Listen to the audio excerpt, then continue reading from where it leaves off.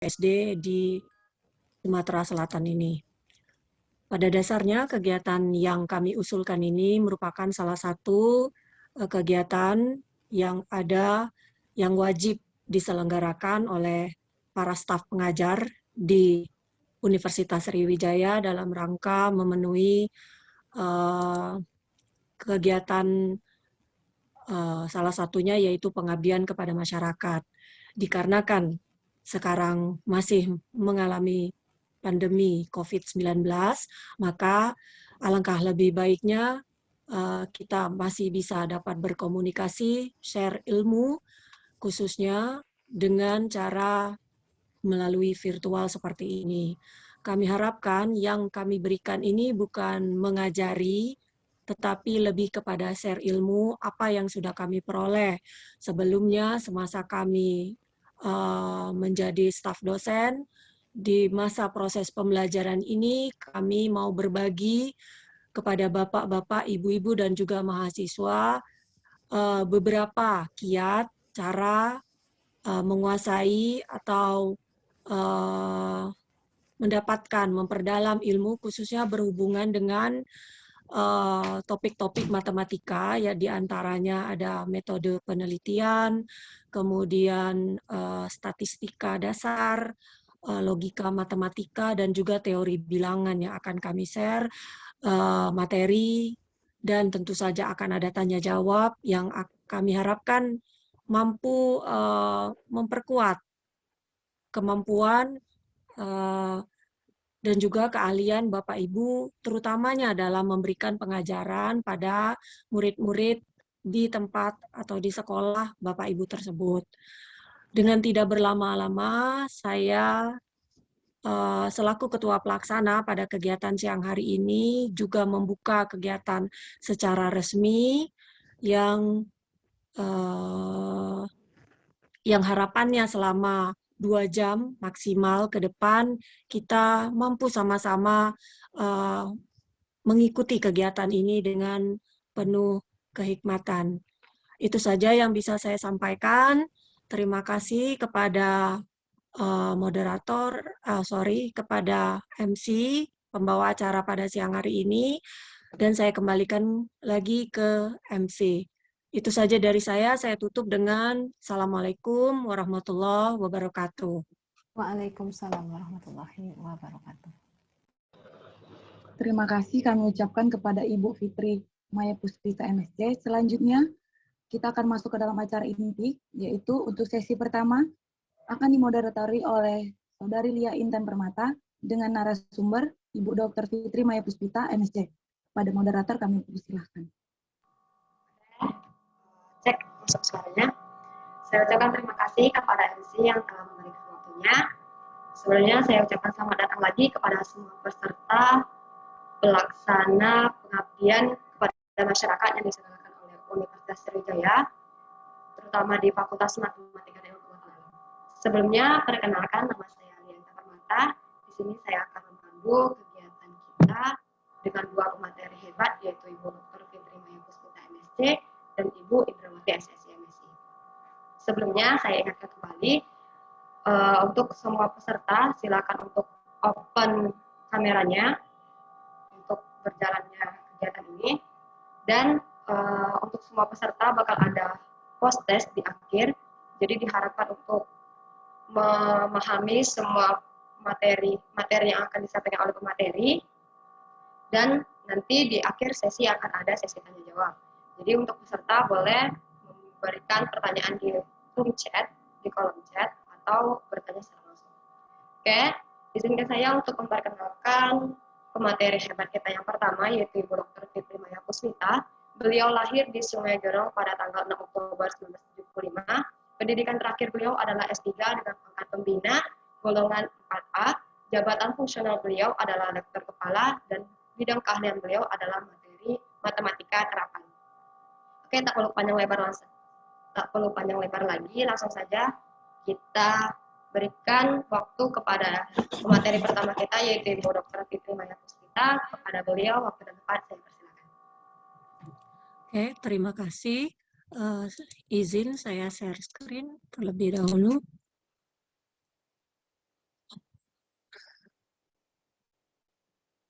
Oke. Oke.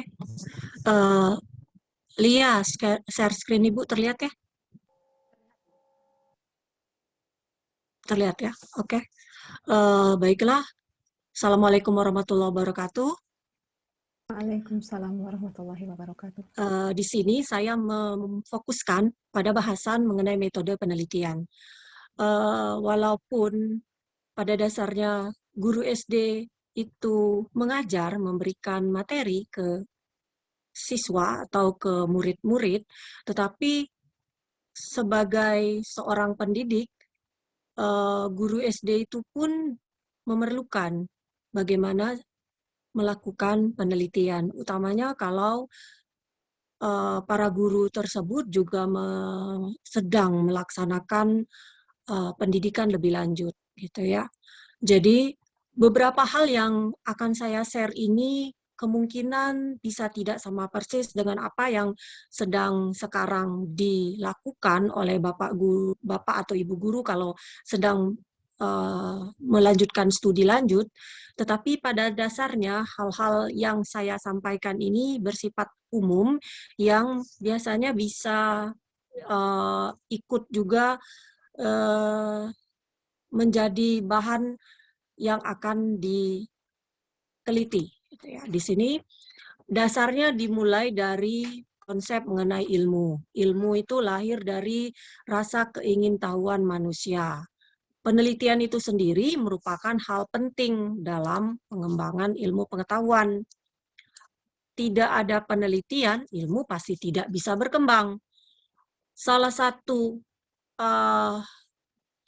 yang harus dikuasai dalam ilmu adalah cara berpikir ilmiah, yaitu cara berpikir ilmiah yang logis dan analitis, menggunakan metode deduktif atau induktif atau gabungan keduanya.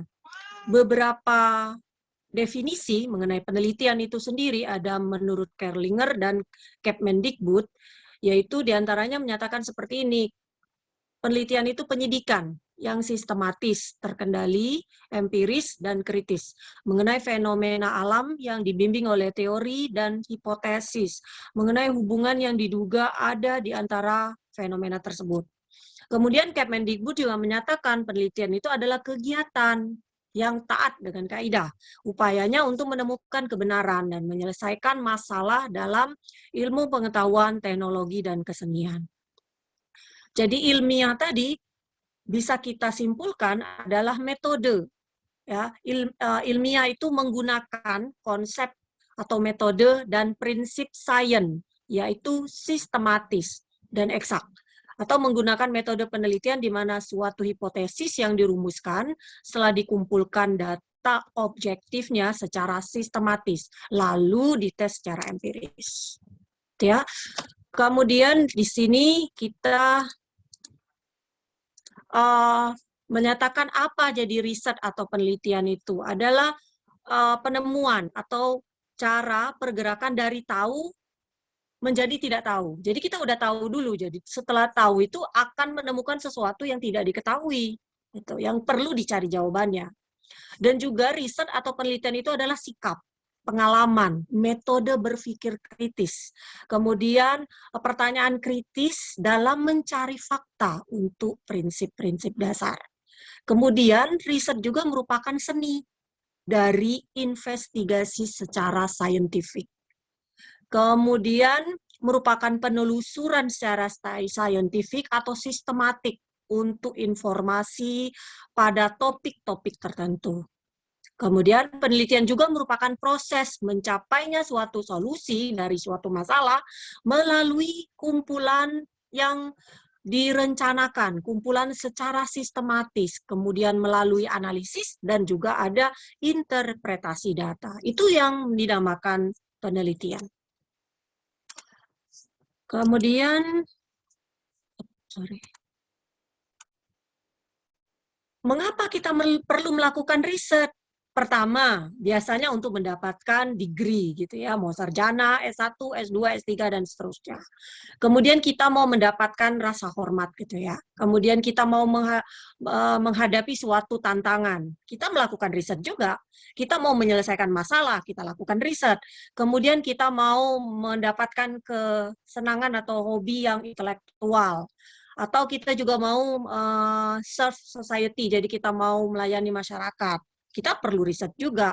Misalnya nih, untuk meningkatkan standar hidup dalam beberapa kasus tertentu ini, kemudian menunjukkan jalan yang tepat bagi masyarakat pada kasus yang berhubungan dengan ilmu sosial atau ilmu perilaku. Jadi seperti itu. Jadi kenapa hal-hal ini perlu gitu ya? Kenapa kita perlu melakukan riset untuk beberapa hal ini untuk mencapai ini. Tapi memang yang seringnya kita lakukan riset karena kita mau mendapatkan degree misalnya, mau sarjana gitu ya. Sarjana S1, S2, S3 dan seterusnya.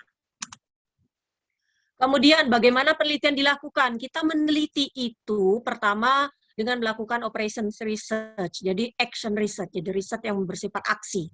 Penelitian yang dilakukan oleh seseorang yang bekerja mengenai apa yang sedang ia laksanakan tanpa mengubah sistem pelaksanaannya.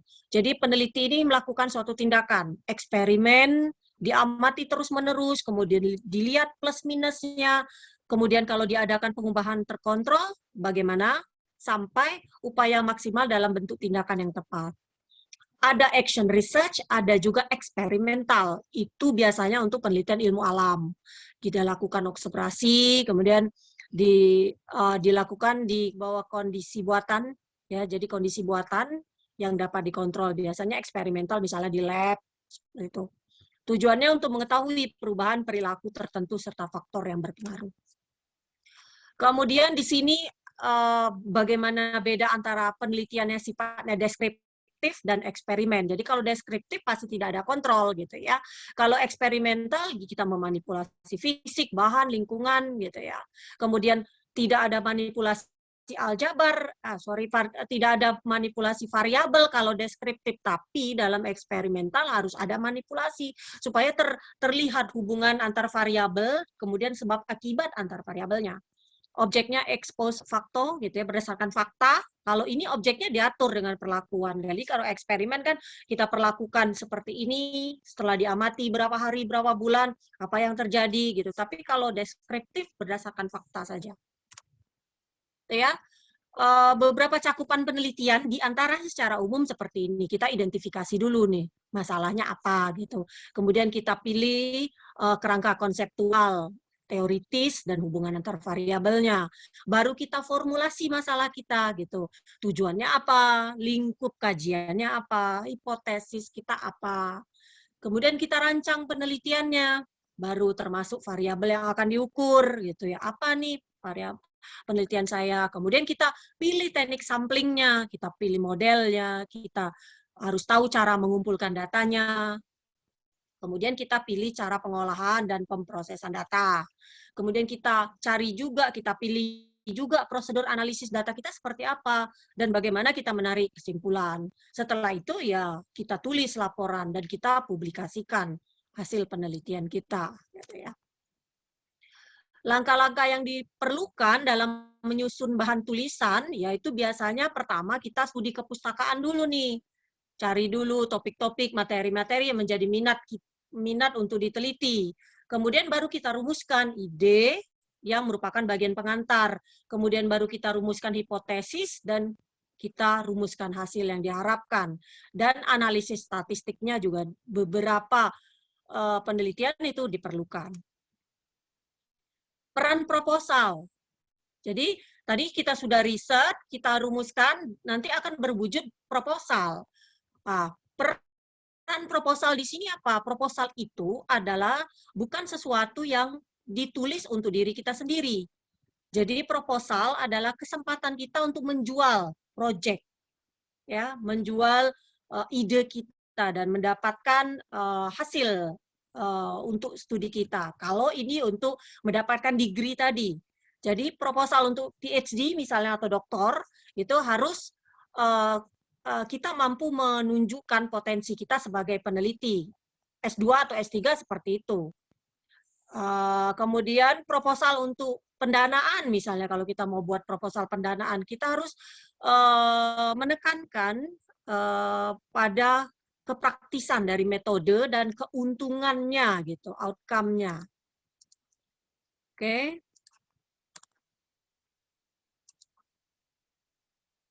Proposal yang sukses gitu ya, harus menunjukkan dua hal. Jadi pertama mampu menjelaskan, mampu membagi secara jelas topik riset dan juga pertanyaan risetnya. Misalnya dievaluasi dari judulnya, abstraknya, objektif atau tujuannya, pertanyaan risetnya, hipotesisnya. Kemudian juga bisa menunjukkan bahwa pertanyaan riset itu penting dijawab, berharga sekali untuk dijawab. Artinya kerja kita atau riset kita itu cukup signifikan untuk mendapatkan support atau untuk mendapatkan kalau dalam degree misalnya untuk cukup signifikan untuk disetujui, dijadikan skripsi atau tesis atau disertasi, misalnya seperti itu. Kemudian proposal yang sukses itu kita diharapkan mampu menunjukkan kemampuan kita untuk berargumentasi secara berargumentasi untuk menyatakan signifikannya dari pembelajaran tersebut. Jadi kita membuat proposal ini artinya kita siap untuk diargumentasikan bahwa yang kita buat itu memang signifikan, memang perlu dibahas lebih lanjut dan cari pemecahannya. Kemudian proposalnya juga memerlukan good writing ya, jadi penulisan yang baik gitu ya, penyampaian yang baik, harus terstruktur dengan baik dan harus disitasi dengan baik juga. Itu namanya proposal riset seperti itu gitu ya. Oke, berikutnya elemen-elemen dari proposal yang jelas harus ada judul. Judulnya harus mengindikasikan, menunjukkan konten yang spesifik dan konteks masalah yang mau dieksplor sejelas mungkin. Kemudian ada abstrak, itu menjelaskan apa, mengapa, dan bagaimana proyeknya ini dijelaskan dalam beberapa kata. Kemudian ada tujuan. Tujuan yang menangkap apa yang kita harapkan dapat dicapai melalui proyek tersebut. Itu tujuannya. Misalnya beberapa contoh tujuan yang menyatakan goal yang lebih spesifik, lebih khusus untuk mendukung tujuan. Misalnya ini, untuk mengembangkan, untuk mengidentifikasi, untuk mengeksplor, untuk mengukur, untuk menjelaskan, untuk menjelaskan ini melukiskan, menjelaskan juga untuk compare, untuk membandingkan, dan untuk menentukan. Jadi biasanya seperti itu tujuan itu. Kita mau mengembangkan apa, mau mengidentifikasi apa, mau mengukur apa, dan seterusnya, dan seterusnya. Kemudian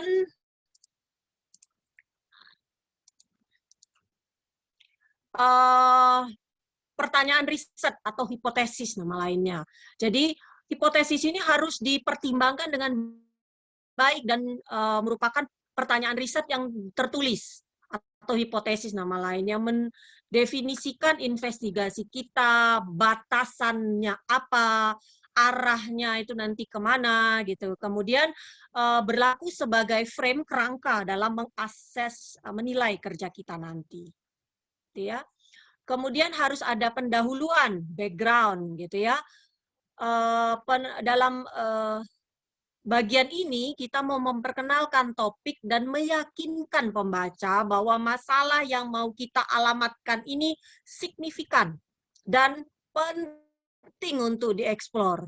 Dan juga misalnya kalau mengharapkan pendanaan, perlu didanai. Seperti itu. Informasi yang diberikan itu juga informasi yang kita sediakan itu mampu memberikan beberapa konteks ke permasalahan dan membawa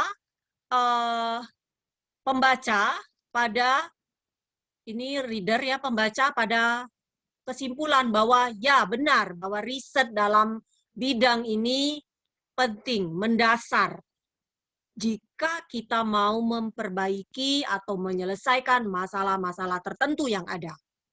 Ya.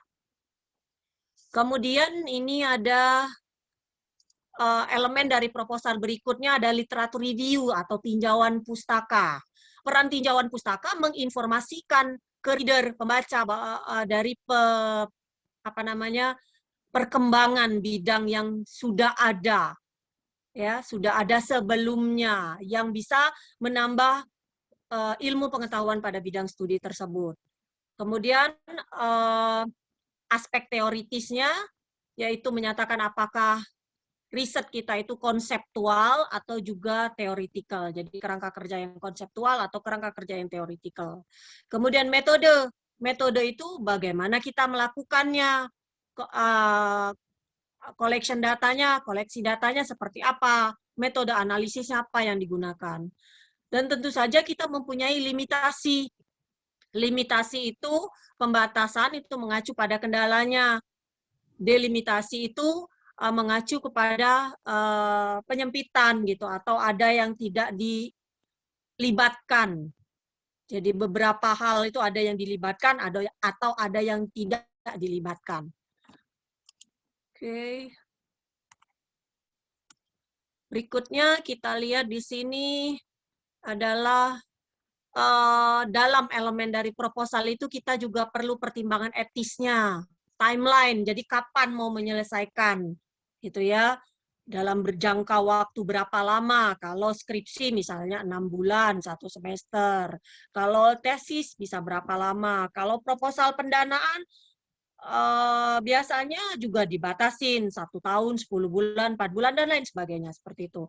Kemudian kalau proposal yang menyangkut hubungannya dengan didanai, berarti kita harus memberikan penjelasan mengenai anggaran, gitu ya, budget atau funding.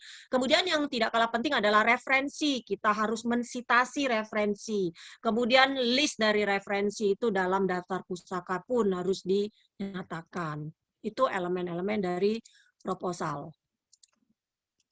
Kemudian berikutnya adalah apa yang harus dicapai oleh peneliti. Kita harus melaporkan, ya, pada level yang paling umum, paling bawah gitu, paling dasar.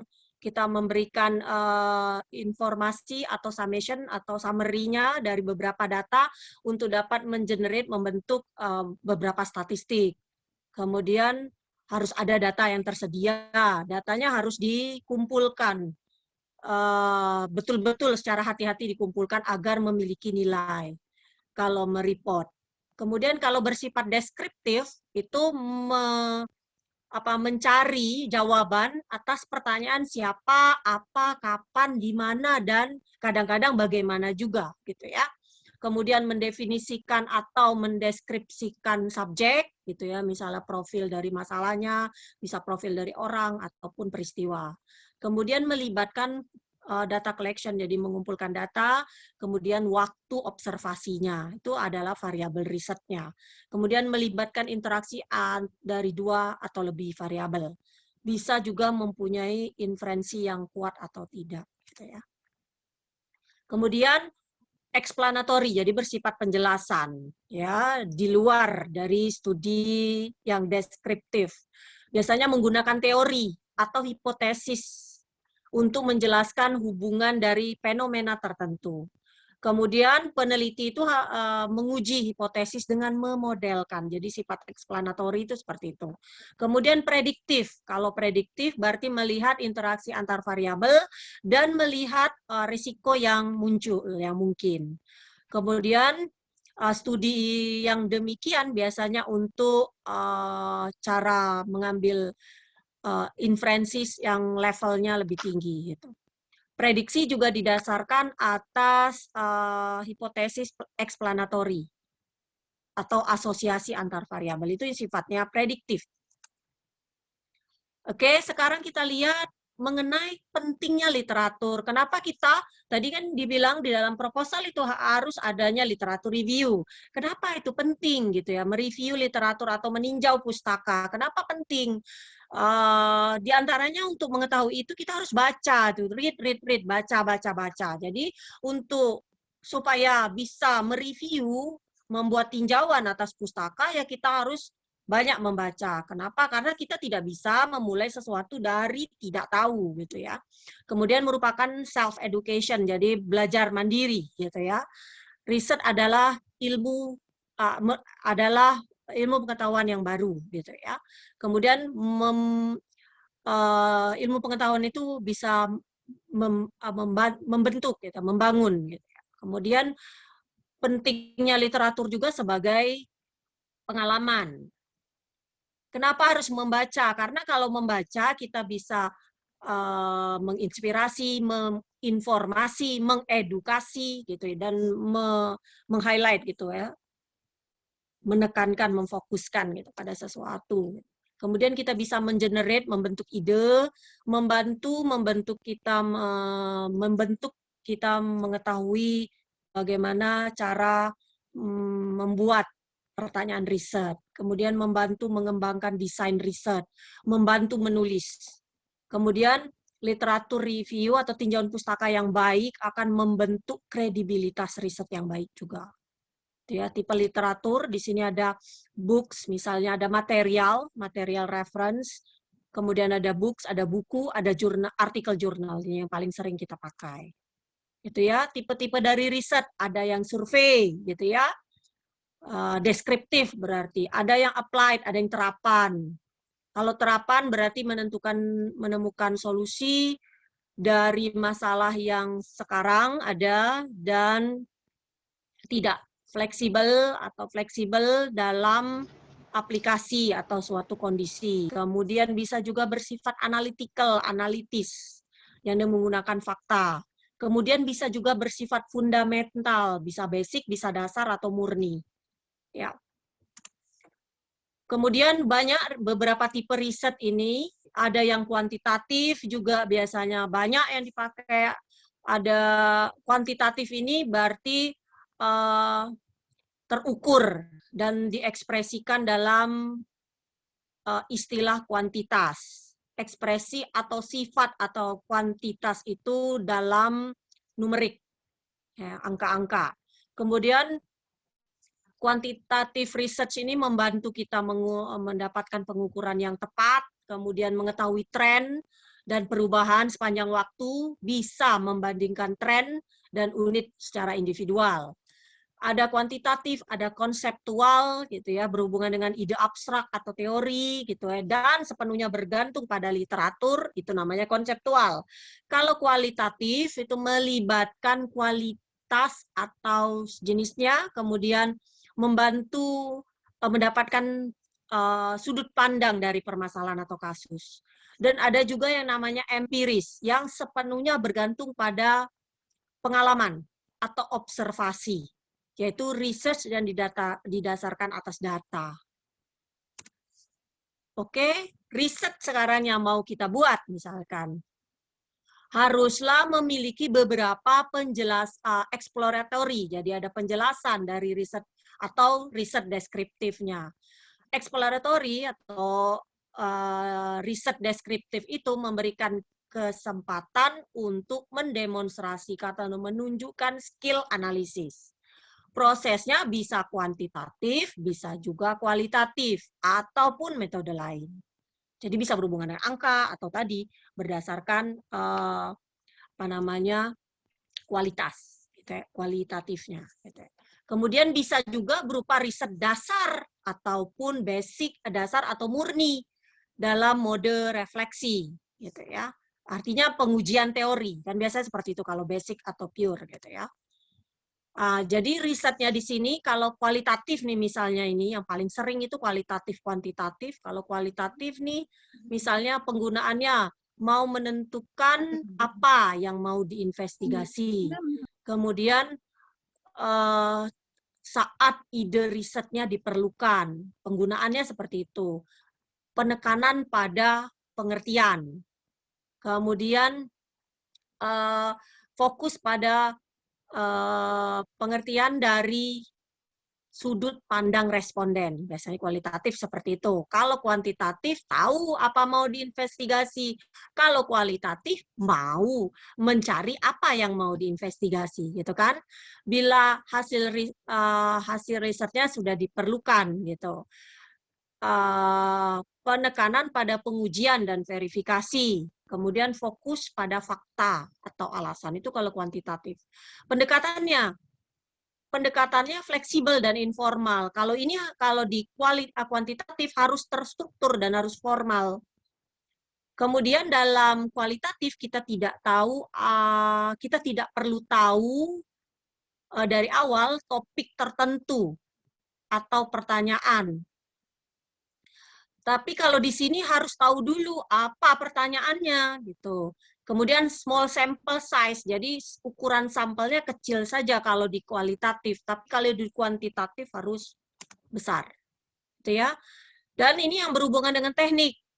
Jadi ada interview kalau dalam kualitatif yang tidak terstruktur, tapi kalau dalam kuantitatif harus berupa survei. Interviewnya terstruktur dan melalui kuesioner gitu ya. Kemudian analisis dokumen.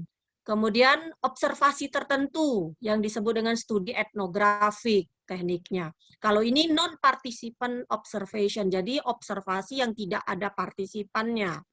Kemudian melalui diary dan adalah studi kasus. Kalau ini melalui eksperimen, tes, dan ada pengujian. Responnya explanatory dan memberikan kedalaman gitu, verbal dan tidak mudah diproses. Kalau ini bukan explanatory dan kurang begitu dalam. Kalau ini biasanya berupa numerik saja, angka-angka gitu. Biasanya mudah diproses kalau kuantitatif, misalnya di dalam bentuk coding. Kemudian hasilnya, outcome-nya pasti berupa hipotesis dan ide kalau dalam kualitatif. Ya. Kemudian kalau ini ada hasilnya, kalau kuantitatif, namanya kita berhubungan dengan angka, nanti angka-angka itu bisa diinterpretasi menunjukkan apa? Menunjukkan hasilnya. Kemudian bisa dikuantifikasi tadi. Ya. Kemudian hasilnya ini bisa berbahaya terhadap interpretasi yang subjektif. Kalau interpretasi dalam kuantitatif itu lebih objektif. Gitu ya. Nah, jadi dari bahasan yang singkat ini, saya harapkan Bapak, Ibu, serta mahasiswa itu paling tidak bisa men-trigger, bisa memicu, kalau akan melakukan riset, apa-apa saja tahapan, apa-apa saja yang saya perlukan, bagaimana ide bisa terbentuk, itu bisa dilakukan, gitu ya. Paling tidak seperti itu harapan saya. Oke, ini materi dari saya. Jika ada pertanyaan ataupun tanggapan, nanti bisa disampaikan jika waktu nanti memungkinkan setelah pemberian materi berikutnya. Terima kasih. Itu saja dari saya. Saya tutup. Assalamualaikum warahmatullahi wabarakatuh. Waalaikumsalam warahmatullahi wabarakatuh.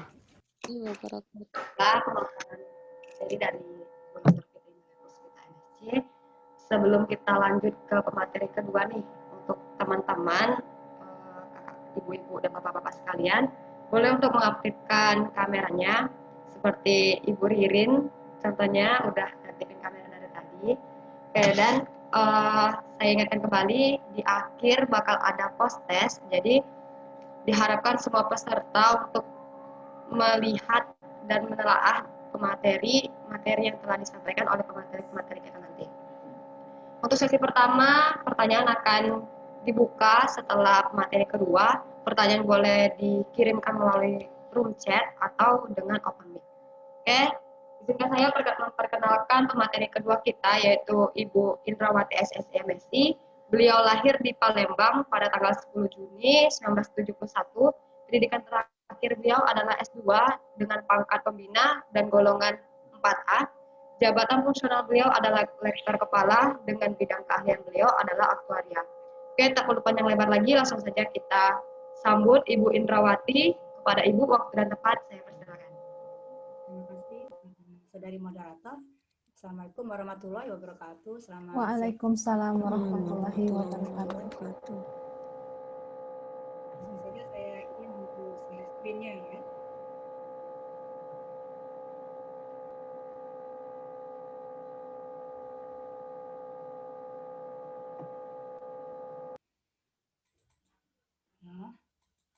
Nah, ini.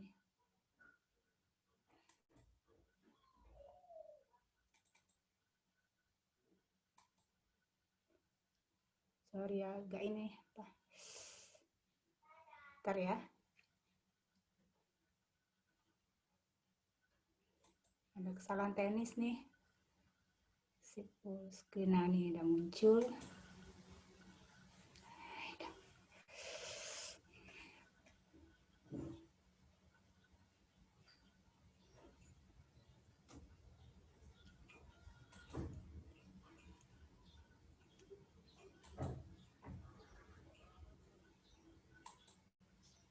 Nah, ini ya.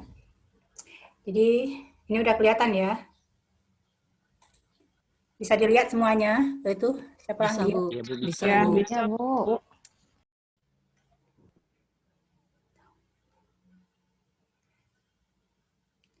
Nah, ini tentang logika matematika ya. Tadi sudah diperkenalkan, nama saya ini Bu Indrawati ya, dari jurusan Matematika MIPA. Ini kalau tempat kerja saya atau kampus saya di Indralaya, jadi bukan yang di Palembang ya.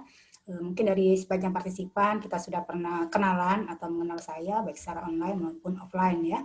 Bagi yang belum, selamat berkenalan ya. Nah, ini akan saya sampaikan, ini adalah logika ya, khususnya logika matematika ya. Jadi jangan sebelumnya Bapak Ibu jangan ngeri dulu mendengar kata-kata logika ini ya, matematikanya ya. Jadi ini tidak terlalu matematik benar gitu ya. Nah, sekarang di sini apa itu yang dimaksud dengan logika ya? Ini ada pengertiannya ya. Kalau menurut percakapan kita sehari-hari kan kita sering melihat atau mendengar kata-kata logika itu, kita katakan misalnya masuk akal atau menurut akal. Tidak logis berarti tidak masuk akal gitu ya. Nah, kalau untuk pengertian formalnya banyak sekali yang dipaparkan atau istilah-istilah yang diutarakan oleh ahli-ahli gitu ya. Mungkin Bapak Ibu bisa browsing-browsing atau melihat di literatur-literatur. Namun yang saya sampaikan di sini adalah istilah yang menurut kita ya, atau yang mudah dinalar ya, atau mudah dipahami.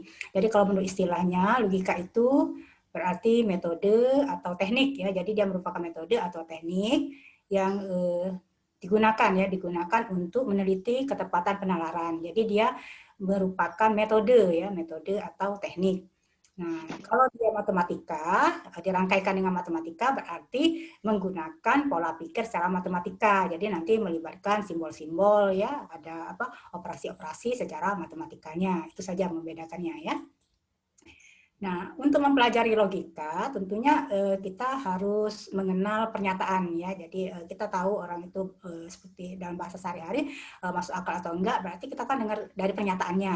Nah, sebenarnya apa yang disebut dengan pernyataan itu ya? Pernyataan itu kalau dari logika matematika adalah kalimat. Jadi dia berupa kalimat, namun kalimatnya itu sudah bisa ditentukan nilai kebenarannya. Nah, nilai kebenaran ini perlu digarisbawahi. Jadi dia bisa benar, bisa salah. Asal kita mengatakan misalnya ada kalimat gitu ya, bla bla bla, wih salah. Nah, berarti itu merupakan pernyataan. Kalau ada kalimat lagi misalnya bla bla bla apa gitu ya, berarti yang dikatakan itu salah gitu. Berarti itu juga merupakan suatu pernyataan. Jadi kita sudah bisa menentukan dengan tepat benar atau salah.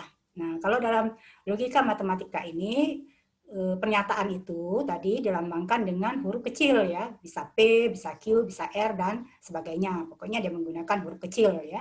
Nah, kalau pernyataannya benar, mudah saja kita beri dengan lambang atau simbol B untuk nilai kebenarannya. Sedangkan untuk yang salah ya, untuk yang salah kita beri atau kita simbolkan dengan S. Jadi mudah, benar B, salah S. Nanti kalau bahasa Inggrisnya itu TF ya, true false seperti itu.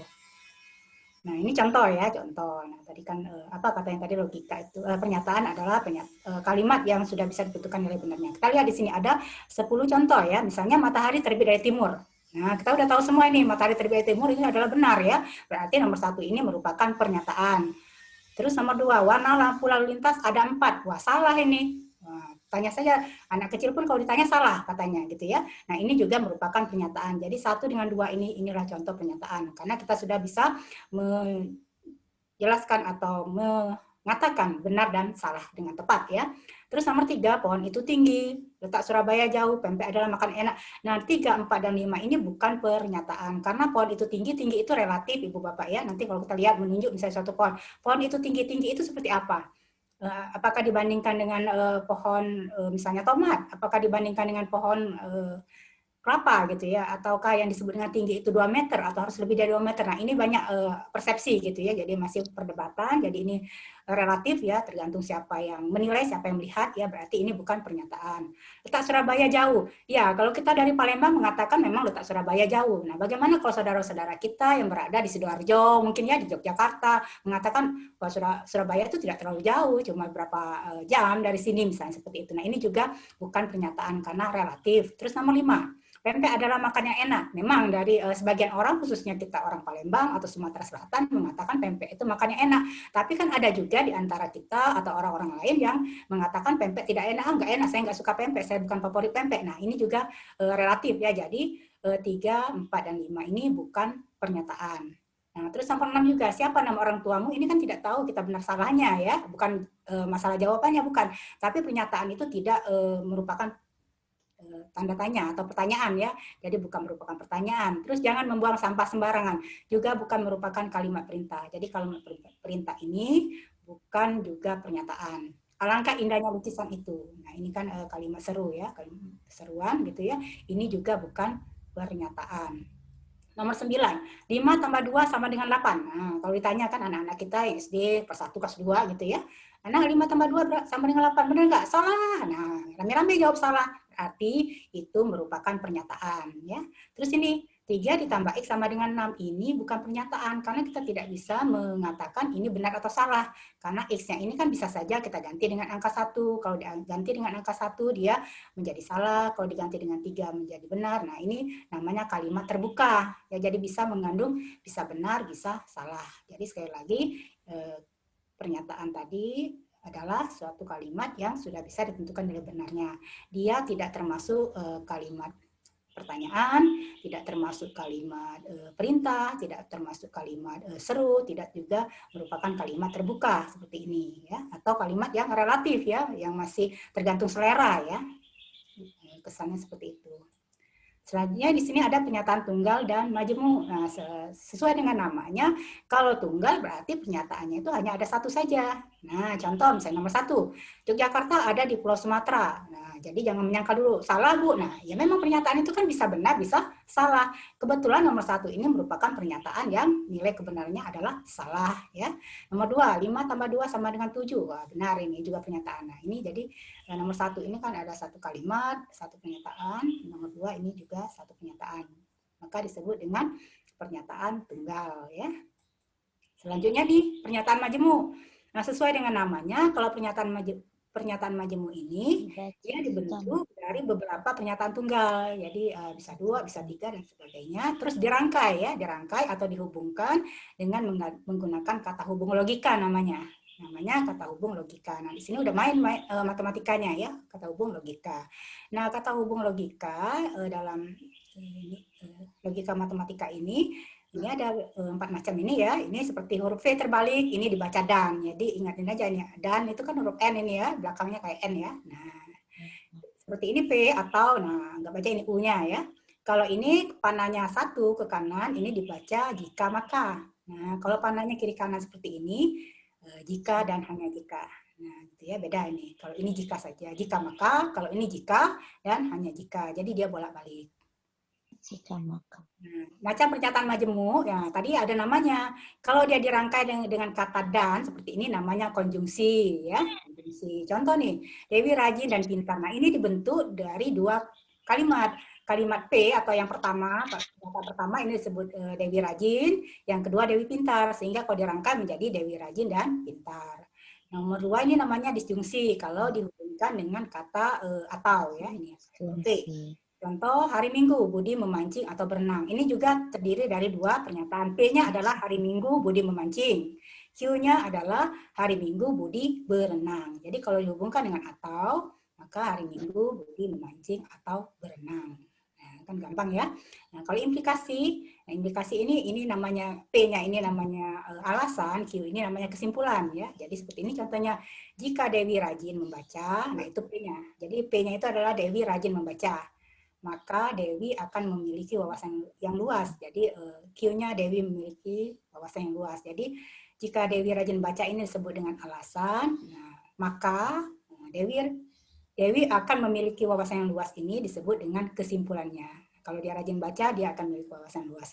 Seperti itu ya. Nah, biimplikasi, ini namanya biimplikasi sesuai dengan namanya, jadi implikasinya ada dua panahnya. Kiri kanan ya, makanya dinamakan biimplikasi. Contoh nih, Budi bernyanyi jika dan hanya jika hatinya senang. Ya, jadi ini dari pernyataan Budi bernyanyi, terus Budi hatinya senang atau jika hatinya senang, seperti ini. Jadi ada 4 macam ini. Ini pernyataan majemuk. Selanjutnya ini operasi pada pernyataan, karena tadi kan kita membahas logika matematika, jadi tentunya ada operasi ya di sana. Nah operasinya di sini ada operasi Euner. Kalau operasi Euner ini dia bekerja pada suatu pernyataan. Nah yang termasuk di sini adalah negasi atau ingkaran. Dalam bahasa kita sehari-hari, Bapak Ibu, negasi atau ingkaran ini menyangkal, ya, menyangkal atau menyangkal gitu ya. Kalau ada orang mengatakan iya, kita sangkal menjadi tidak. Kalau orang mengatakan tidak, kita sangkal menjadi iya. Seperti itu kira-kira ya. Terus operasi biner. Nah, kalau operasi biner ini dia bekerjanya pada pernyataan majemuk. Jadi yang termasuk tadi yang konjungsi, disjungsi, implikasi seperti itu. Nah, untuk mengecek ya kebenaran suatu pernyataan, jadi apakah pernyataan itu benar atau salah, maka kita gunakan yang namanya tabel kebenaran. Nah, seperti ini. Nah, ya tabel kebenaran. Nah, sebelumnya kita lihat nih operasi negasi atau ingkaran tadi ya, atau menyangkal. Nah, negasi atau ingkaran itu adalah pernyataan yang menyangkal pernyataan yang diberikan. Kalau saya mengatakan misalnya saya ini seorang dosen, ada yang menyangkal. Tidak benar, Anda atau Ibu seorang dosen. Nah, itu namanya pernyataan yang menyangkal. Nah, simbolnya seperti ini. Jadi seperti huruf apa ini ya, kayak tak terhingga atau seperti S yang mendatar atau tidur ya. Nah, contoh nih. Kalau kita namakan pernyataannya P, misalnya Yogyakarta ada di Pulau Sumatera, sehingga ingkarannya kita katakan tidak benar Yogyakarta ada di Pulau Sumatera, seperti itu. Jadi ini sudah menyangkal pernyataan P tadi. Nah nilai kebenarannya, lihat, kalau pernyataan itu kan ada 2 macam, bisa benar ya, bisa salah. Kalau pernyataannya benar, ketika kita sangkal atau kita ingkari, maka dia menjadi salah.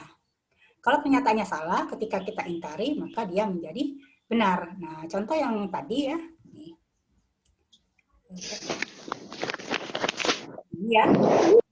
Yogyakarta ada di Pulau Sumatera. Ini pernyataannya ini kan salah ya. Yogyakarta ada di Pulau Sumatera, itu salah. Ketika kita ingkari menjadi tidak benar Yogyakarta ada di Pulau Sumatera. Jadi pernyataan ini nilainya menjadi benar. Tidak benar Yogyakarta ada di Pulau Sumatera. Benar, ya benar. Nah, yang ini yang salah. Jadi pernyataan yang salah ketika diingkari menjadi benar dan sebaliknya. Itu maksudnya seperti ini ya. Nah, selanjutnya nilai atau tabel kebenaran untuk disjungsi yang pakai dan tadi ya. Nah, kalau pernyataannya ada 2, itu kemungkinannya 2 kalimat itu pernyataan pertama bisa benar, yang kedua bisa benar, terus yang pertama bisa benar, yang kedua bisa salah, terus yang pertama salah, terus benar, salah, salah. Nah, kalau dia 2 pernyataan cuma inilah, nggak ada lagi kemungkinan yang lain ya. Nah, ini jadi bisa benar, benar salah, salah benar, salah salah. Nah, kalau dihubungkan dengan kata dan, nah, kalau pernyataan pertamanya benar, yang keduanya benar, maka P dan Q-nya jadi benar. Kalau di sini benar, di sini salah, jadi salah, salah benar. Nah, nanti pusing ini mikirnya, gimana Bu? Aduh pusing kalau dan ini bagaimana cara mengingatnya gitu ya. Cara mengingatnya gampang Ibu-ibu dan Bapak-bapak. Ini kita terapkan aja seperti peribahasa, ada peribahasa yang mengatakan sebab nila setitik rusak susu sebelanga. Nah, siapa di sini yang menjadi nilainya atau menjadi ininya ya, nodanya gitu ya, nilainya itu S. Jadi kalau ada S1 muncul dia ikut S semua. Nah, seperti itu kira-kira. Ini kan BB nggak ada S-nya B ya. Ini B S-nya ada S muncul jadi salah, S jadi B jadi S, apalagi S-nya 2 tetap S. Jadi ketika ada S muncul baik pernyataan pertama maupun pernyataan kedua ataupun kedua-duanya dia salah. Jadi tadi sebab S setitik rusak susu sebelanga, artinya rusak semua, jadi salah ya tentu ini. Contohnya ini, tentukan nilai kebenaran dari pernyataan. Kita punya nilai kebenaran nih. Dalam logika matematika ini, Ibu Bapak ya, pernyataan itu 2 pernyataan atau lebih bisa saja antara satu pernyataan dengan pernyataan yang lain itu bisa ada hubungan, bisa tidak ya, bisa nyambung, bisa tidak. Contohnya ini nggak ada hubungan sebenarnya ya. Yogyakarta ada di Pulau Sumatera. Nah, ini salah ya. Dan kepala negara Republik Indonesia seorang presiden, benar. Salah benar. Nah, salah benar. Berarti kalau dilihat di sini ini salah benar. Atau tadi kalau kita ingat salah benar kan ada salahnya ya, berarti nilainya adalah salah. Jadi pernyataan ini salah secara logika. Kalau ada yang mengatakan walaupun di sini kepala negara Republik Indonesia itu presiden, tapi di sini ada pernyataan yang salah. Jadi dia ikut salah. Nah, kalau konjungsi, nah bagaimana kalau konjungsi? Dua pernyataan yang dihubungkan dengan kata atau, ya, atau. Ini, kalau sama seperti tadi ya, ini kombinasinya. Jadi kalau dia benar, benar, jadi benar, benar, salah. Nah, ini kebalikan dari tadi. Kalau di sini yang mendominasinya adalah benar. Jadi ketika B-nya muncul, dia ikut B. Kalau nggak ada B sama sekali, dia jadi S. Lihat di sini. Ini ada B jadi B. Ini B, S ikut B. S, B jadi B. Ini nggak ada S, nggak ada B-nya. S jadi S. Kayak gitu kalau atau ya. Jadi yang dilihat di sini yang mendominasi adalah benarnya. Contoh nih, sama kayak tadi. Yogyakarta ada di Pulau Sumatera, ini salah, atau, nah karena gara-gara ada kata atau ini, Kepala Negara Republik Indonesia Presiden benar, jadi dia ikut benar. Jadi pernyataan ini secara keseluruhan adalah benar, karena relasinya atau penghubungnya atau, ya. Nah, selanjutnya implikasi itu yang tadi jika maka ya, jika P maka Q gitu ya. Nah sama ini kombinasinya ya, jadi benar jadi benar, benar salah jadi salah, salah benar jadi benar. Nah susah lagi ya menghubungnya. Gini ibu-ibu dan bapak-bapak, ini untuk mengingatnya. Jadi yang dilihat itu istilahnya kita menggunakan kata misalnya kalau kompak ya, kalau kompak P dan Q-nya kompak. Dia jadi benar ibu bapak ya, jadi kompak benar misalnya, benar kan kompak jadi benar, ini salah jadi benar. Jadi kalau kita kompak semuanya tutup mulut walaupun itu bohong jadi benar juga, kira-kira seperti itu ya. Nah salah jadi benar. Nah selanjutnya ini yang jadi masalah, bagaimana? Nah, pertanyaannya bagaimana Bu? Misalnya pertanyaannya, kalau misalnya dia nggak kompak Bu, ada yang benar, ada yang salah, ada yang benar. Bagaimana nggak kompak itu susah nanti menghafalnya. Kalau Ibu dan Bapak kita perhatikan anak-anak kecil gitu ya, yang mungkin yang baru bisa ngomong ya, baru belajar membaca, biasanya dia itu lihat yang belakangnya. Misalnya kalau ditanya misalnya nah atau dek gitu ya, kamu mau ikut ibu atau ayah? Ayah. Nanti kalau ditanya ayah atau ibu? Ibu. Jadi yang dilihat yang belakangnya, lihat ini. Jadi yang kesimpulannya yang dilihat ya. Benar, salah jadi salah, salah benar jadi benar. Jadi seperti itu cara menghafalnya atau mengingatnya Ibu Bapak ya. Jadi intinya di sini yang dilihat adalah kesimpulannya kalau dia tidak kompak ya. Jadi lihat yang belakangnya. BS jadi S, SB jadi B. Kalau dia kompak SS jadi B, BB jadi S. Ini contoh. Jika Yogyakarta ada di Pulau Sumatera, salah ini ya, salah, maka Kepala Negara Republik Indonesia seorang presiden benar. Nah, jadi salah, benar, jadi yang belakangnya ini adalah benar. Kalau belakangnya benar, dia ikut benar. Ya. Kalaupun yang belakangnya salah, misalnya, jika Yogyakarta ada di Pulau Sumatera, maka Kepala Negara Republik Indonesia seorang raja juga benar. Kenapa? Karena salah, jadi benar. Ya.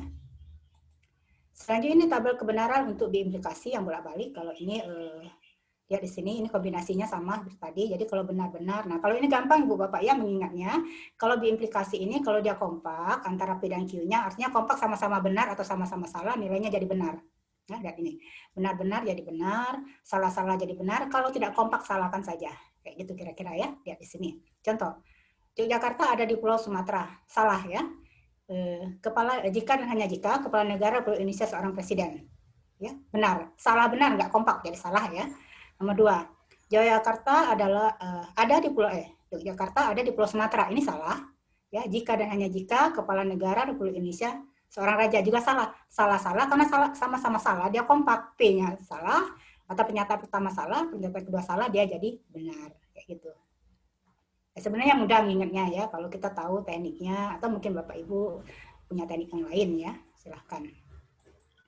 Nah, sekarang di sini yang masih ada hubungannya dengan logika adalah pernyataan berkuantor ya. Jadi di sini kuantor ya Ibu Bapak, bukan kantor ya, berkuantor ya.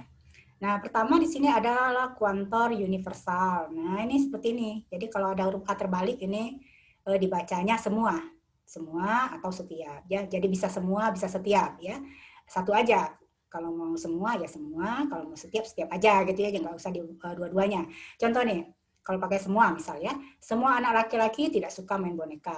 Nah, itu ya. Terlepas dari benar atau salah ya. nilai kebenarannya. Yang kedua, contohnya setiap guru berpakaian rapi. Nah, nih. Nah, ini kan ada semua, ada setiap. Inilah yang disebut dengan kuantor universal karena di sini mengatakan semua ada yang setiap ya. Selanjutnya kuantor eksistensial ya. Nah, simbolnya kalau tadi seperti A yang terbalik, kalau ini seperti huruf E kapital yang balik ya, terbalik yang ada ke kiri. Nah, ini bisa dibaca beberapa, bisa juga terdapat, bisa juga ada ya. Nah, jadi bisa salah satu nih, contoh nih, ada anak laki-laki suka main boneka. Kayak gitu. Selanjutnya pernyataan berkuantor ini juga ada ingkarannya ya, bagaimana kita mengingkarinya sama seperti tadi. Kalau pernyataannya benar menjadi salah, kalau kita ingkari kalau dia salah menjadi benar. Nah ini secara lambang aja ya, jadi nggak artinya gini, kalau dia ingkaran dari semua berarti dia pilih salah satu yang tadi bisa ada bisa terdapat. Kalau yang semua kalau di sini mengatakan P, di sini ingkari dengan ingkaran P gitu ya. Seperti itu, dikasih ingkaran P. Kalau di sini mengatakan iya, di sini mengatakan tidak. Kalau di sini tidak, di sini iya, kira-kira seperti itu. Contoh nih, ingkaran dari setiap guru berpakaian rapi. Benar nggak ini setiap guru berpakaian rapi? Sebenarnya ini salah ya. Nah, ini salah, pernyataan ini salah. Setiap guru berpakaian rapi ini salah. Nah, bagaimana cara mengingkarinya? Cara mengingkarinya itu kita mengatakan bukan tidak setiap guru salah ya. Secara logika bukan seperti itu mengatakannya. Cara mengingkarinya atau menggugurkan pernyataan ini bahwa ada yang mengatakan setiap guru berpakaian rapi, kita ingkarin aja seperti ini. Nah, setiap ini kita ingkari dengan ada atau terdapat atau beberapa ya. Setiap itu ada. Ada guru berpakaian rapi, kita katakan berpakaian tidak rapi, udah. Nah, misalnya ada yang mengatakan setiap guru itu berpakaian rapi loh gitu ya. Nah, kita mengatakan ada guru berpakaian tidak rapi. Nah, itu kita sudah mengingkari pernyataannya. Nah, kita bisa menunjukkan atau kita contohkan aja. Ada guru pakaian tidak rapi, contohnya misalnya Pak A, Ibu B ya, seperti itu. Nah, jadi ini tadi salah, pernyataannya salah ketika diingkari menjadi benar ya. Yang kedua ingkaran esensial. Nah, beberapa ini harus diingkari atau diingkari kalau kita mengingkarinya dengan kata semua atau setiap. Kalau di sini tidak, kita ingkari dengan ya. Nah, kira-kira seperti itu ya, contoh nih. Ingkaran dari beberapa anak tidak suka badut. Beberapa, berarti ada sedikit ya. Kalau kita mau mengingkarinya, ini kan beberapa anak tidak suka badut. Ini benar. Bagaimana supaya pernyataan ini diingkari ini? Kalau dia diingkari, tentunya menjadi salah. Bagaimana supaya dia menjadi salah, ingkarannya itu ya. Beberapa ini kita katakan, enggak, salah punya kamu itu mengatakan bahwa beberapa anak tidak suka badut. Semua anak, nah ini kan beberapa, kita katakan menjadi semua atau setiap. Tidak suka kita jadikan suka. Nah, ini jadi beberapa anak tidak suka badut, jadi kita ingkari menjadi semua anak suka badut ya. Oke, kayaknya nih habis saya. Nah, terakhir terima kasih ya. Jadi Bapak dan Ibu, demikianlah sekilas tentang logika. Kalau dilihat apa sih kamu di SD atau misalnya nggak belajar itu atau apa. Nah ini memang nggak kita pelajari mungkin secara langsung, namun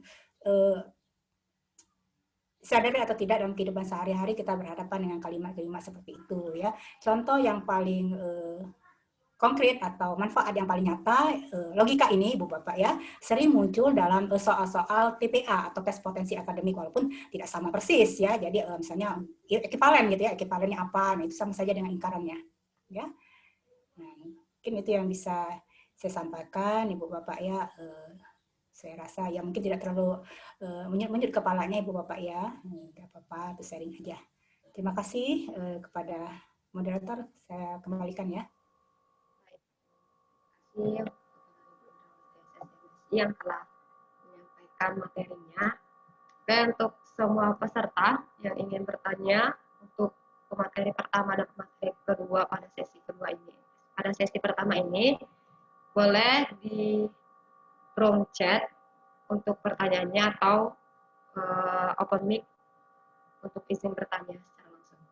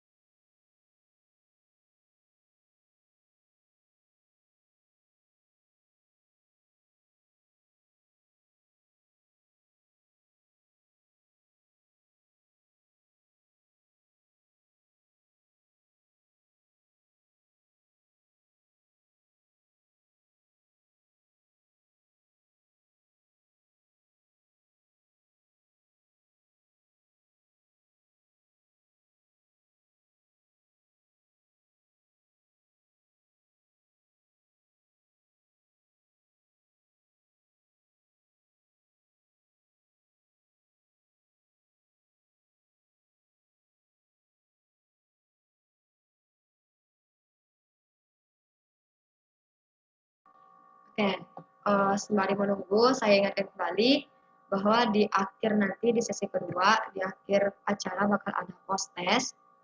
Post-test itu berisi tentang materi yang telah disampaikan oleh keempat materi kita nanti.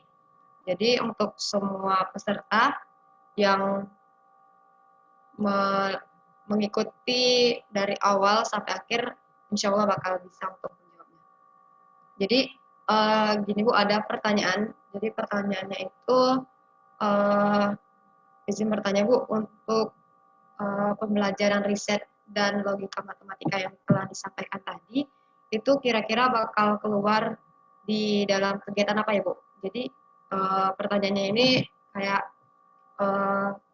tentang materi yang telah Ibu sampaikan itu mungkin bakal keluar atau kita temui di kegiatan-kegiatan macam apa ya Bu? Kayak gitu. Boleh Bu dijawab untuk Bu Fitri sama Bu In?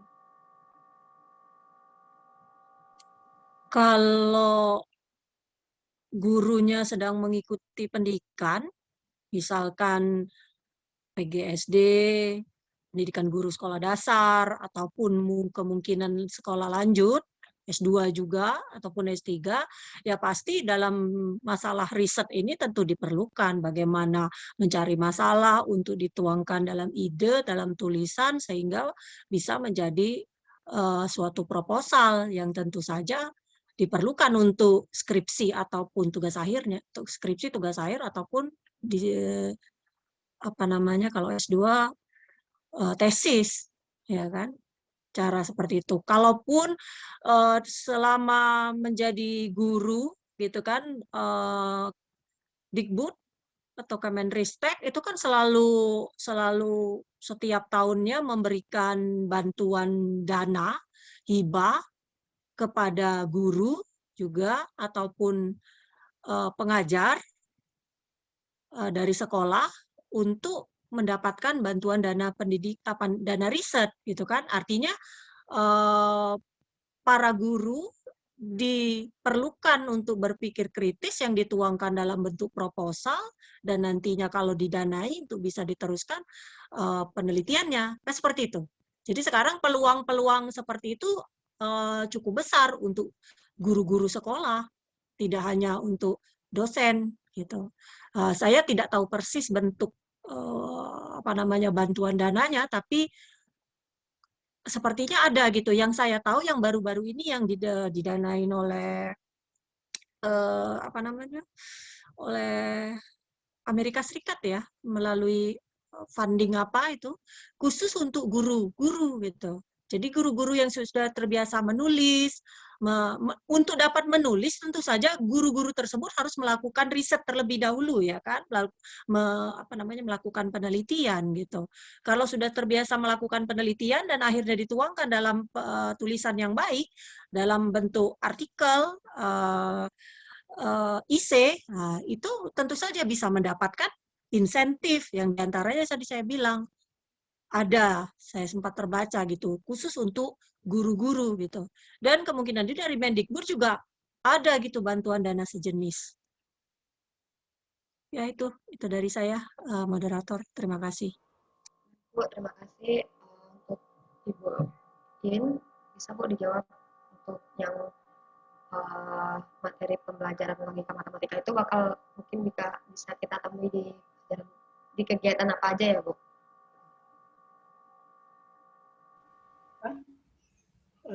Di kegiatan itu saya katakan tadi secara apa? Secara teori atau apa gitu ya sering kita temui dalam kegiatan kalau kita berhadapan dengan soal-soal tes potensi akademik seperti itu ya.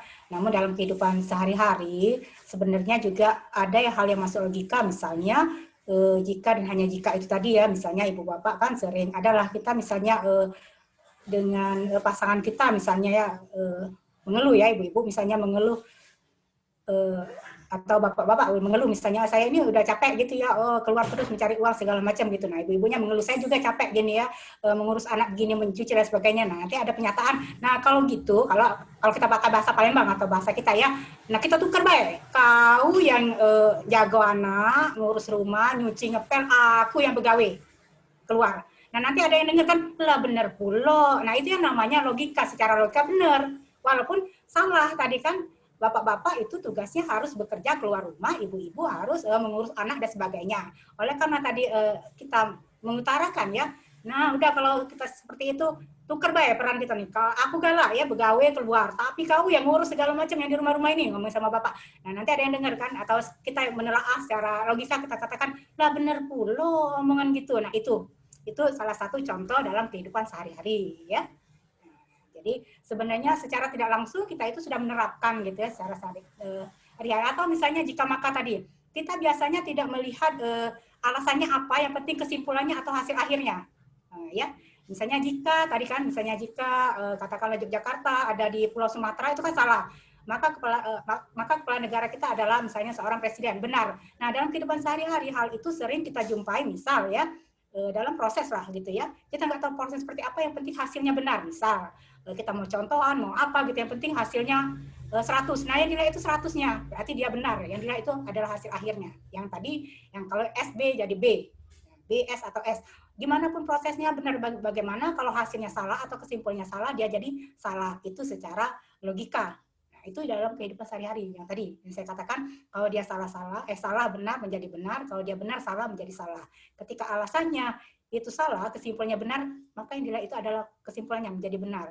Kalau misalnya alasannya benar, kesimpulannya salah, maka orang melihat nilai kebenarannya adalah kesimpulannya menjadi salah. Jadi yang tadi SB menjadi BS menjadi S. Nah, itu contoh. Nah, itu ya dalam kehidupan sehari. Memang secara tidak kita sadari ya, ada ya.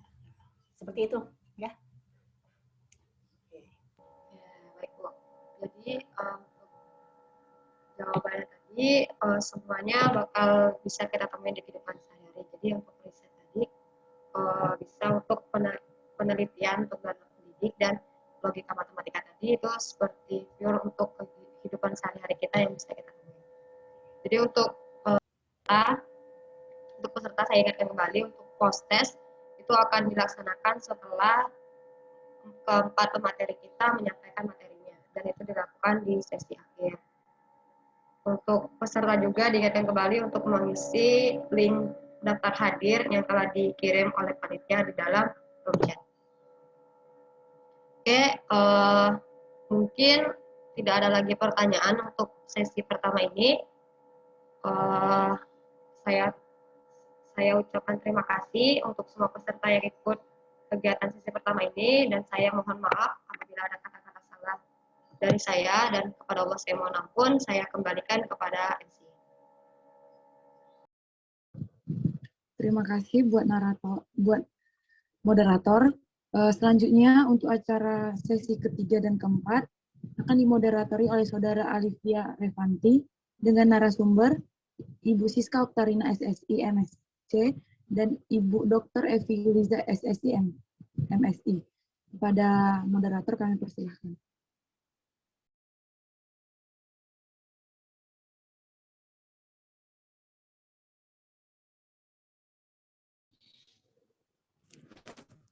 Baiklah, terima kasih kepada MC. Assalamualaikum warahmatullahi wabarakatuh. Waalaikumsalam warahmatullahi wabarakatuh. Waalaikumsalam warahmatullahi wabarakatuh. Perkenalkan, nama saya Alfia Revanti, mahasiswa aktif jurusan Matematika. Pada sesi kedua ini akan disampaikan oleh dua pemateri, yaitu Ibu Siska Oktarina SSI MSC dan Ibu Dr. Evi Yuliza SSI MSI. Untuk mekanisme pertanyaan akan dibuka setelah sesi kedua berakhir. Peserta dapat bertanya melalui kolom chat atau secara langsung dengan open mic. Saya ingatkan kembali kepada seluruh peserta agar mengisi daftar hadir yang telah dikirimkan melalui room chat. Baiklah, langsung saja kita perkenalkan pemateri pertama pada sesi kedua ini, yaitu Ibu Siska Oktarina SSI MSC. Beliau lahir di Palembang pada tanggal 3 September 1984.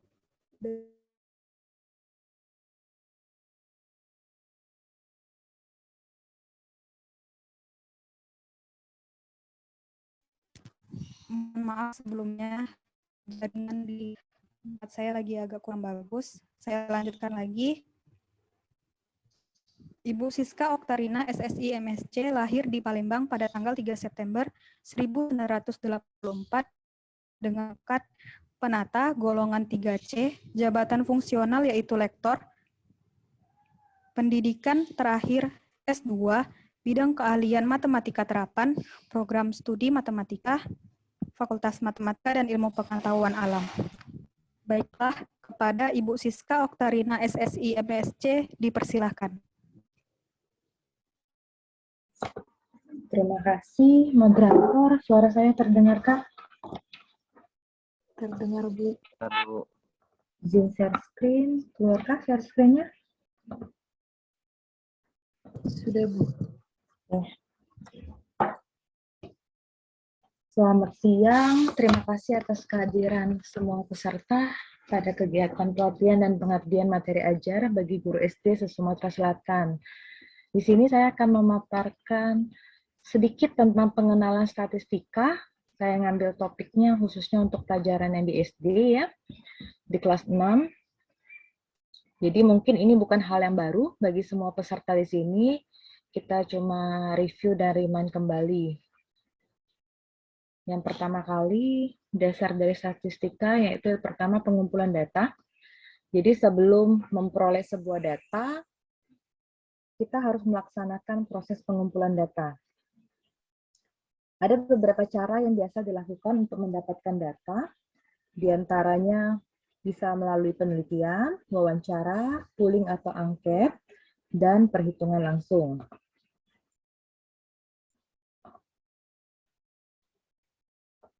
Penyajian data, setelah memperoleh data-data tersebut yang dengan berbagai cara yang kita peroleh tadi, biasanya data itu disajikan dalam berbagai macam bentuk. Yang pertama menggunakan tabel. Ini yang sangat familiar.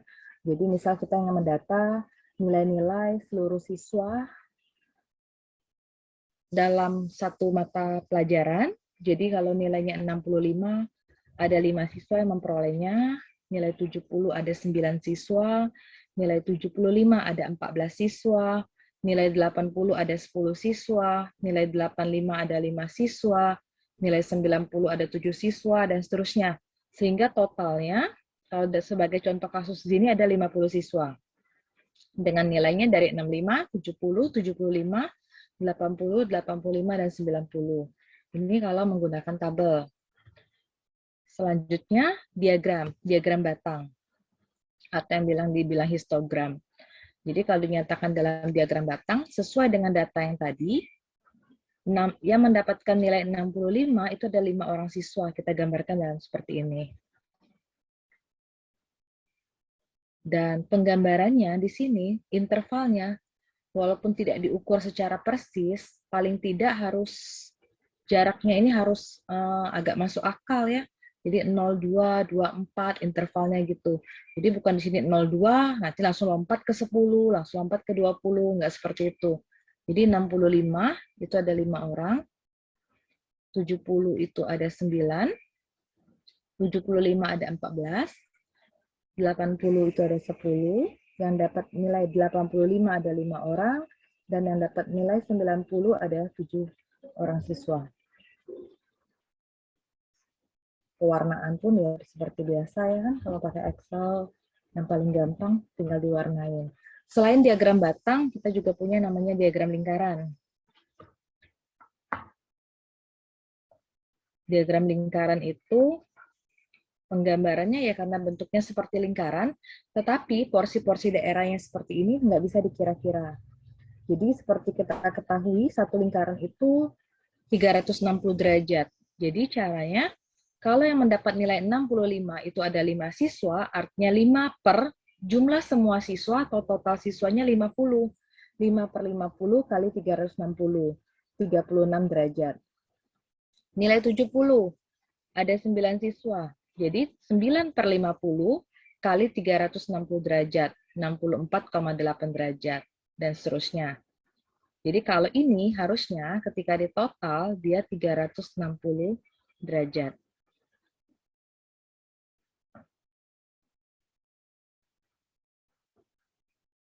Jadi digambar seperti ini, yang biru itu nilai 65, yang merah itu nilai 70, hijau 75, ungu 80, biru muda 85, orange-nya 90. Jadi ada kelihatan porsinya.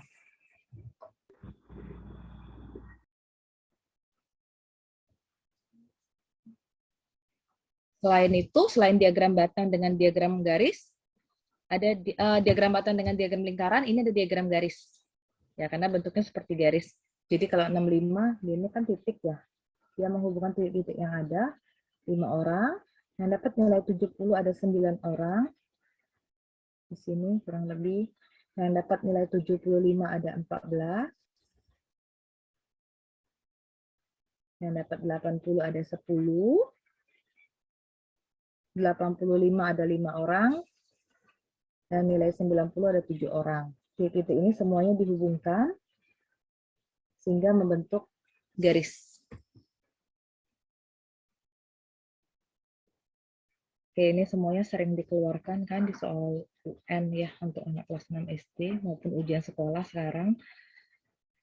Selain penyajian data melalui tabel maupun diagram, ada juga yang namanya pengolahan data. Jadi pengolahan data ada beberapa bagian yang sering dicari. Yang pertama mean atau namanya rata-rata. Dia merupakan nilai rata-rata dari keseluruhan data yang didapat. Nilai rata-rata diperoleh dengan menjumlahkan semua nilai, kemudian dibagi dengan banyaknya data. Jadi jumlahin semua datanya, dibagi berapa banyak data, sehingga diperoleh rata-rata. Sebagai contoh, ingin mencari median dari nilai yang ada, nilai yang tadi ya. Jadi yang dapat nilai 65 itu 5 orang, 65 kali 5. Yang mendapatkan nilai 70 berarti 70 kali 9, ditambah 75 kali 14, ditambah 80 kali 10, sampai nanti ditambah 90 kali 7. Jumlah semua siswa ada 50. Jadi totalnya 3.860 dibagi 50, 77,2. Hal ini berarti rata-rata siswa kelas 6 tadi mendapatkan nilai rata-ratanya 77,2. Jadi kesalahan yang sering terjadi karena itu datanya berkelompok, sekarang cuma kayak gini, 65 tambah 70 tambah 75 tambah 80 tambah 85 tambah 90, nanti langsung dibagi 50 atau dibagi 6 nilai. Gitu ya, ini bukan. Harus dihitung dulu yang mendapat nilai 65 ada berapa orang, dapat 70 ada berapa orang. Kemudian modus. Modus itu nilai yang paling sering muncul dalam data tersebut. Dari tabel ini kita lihat yang mana yang jumlah siswanya paling banyak, itu 14. Jadi modusnya bukan 14, tapi yang menjadikan modus itu nilai. Nilai yang paling sering muncul, berarti 75. Oke. Median itu nilai tengah, diperoleh dengan cara mengurutkan nilai yang ada dari yang terkecil hingga yang terbesar. Jadi contoh yang lain, misalnya nilai ulangan harian matematika anak kelas 4, berturut-turut adalah seperti ini. Jika ingin dicari mediannya, artinya data ini diurutkan dari nilai yang terkecil hingga yang terbesar. 5, 5, 6, terus diurutkan dari kecil sampai besar. Karena jumlah data ini genap, ada 10 kan? 1, 2, 3, 4, 5, 6, 7, 8, 9, 10. Datanya genap. Karena datanya genap, maka kita ambil median. Median itu kan nilai tengah. Artinya nanti data yang ke 5 dan ke-6. Jadi 7 tambah 7 dibagi 2. Sehingga mediannya itu di sini. 7.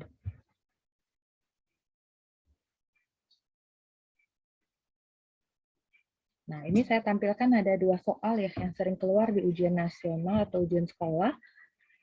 Jadi jarang sekali cuma disuruh cari rata-rata. Kalau dia ke dalam word problemnya seperti ini, misalnya nilai rata-rata 5 kali ulangan matematika yang diikuti Sani adalah 85. Jika ditambah nilai ulangan matematika berikutnya, maka nilai rata-ratanya menjadi 80. Tadi kan sudah 5 kali ulangannya. Jadi kalau tambah sekali lagi artinya 6 kali. Nilai ulangan matematika Sani yang ke-6 adalah, nah berapa nilai ulangan yang ke-6 tadi? Sehingga rata-ratanya menjadi 80. Jadi 5 kali ulangan tadi rata-ratanya 85. Artinya 425 totalnya. Jika ditambah 1 kali ulangan, rata-ratanya menjadi 80. Jadi ulangannya tadi bukan 5 kali lagi, karena ditambah 1 kali, dia jadi 6 kali. Rata-ratanya menjadi 80. 480. Selisihnya berapa ini? 480 dikurang 425. Selisihnya adalah 55. Jadi ini nilai ulangan matematika Sani yang ke-6. 55.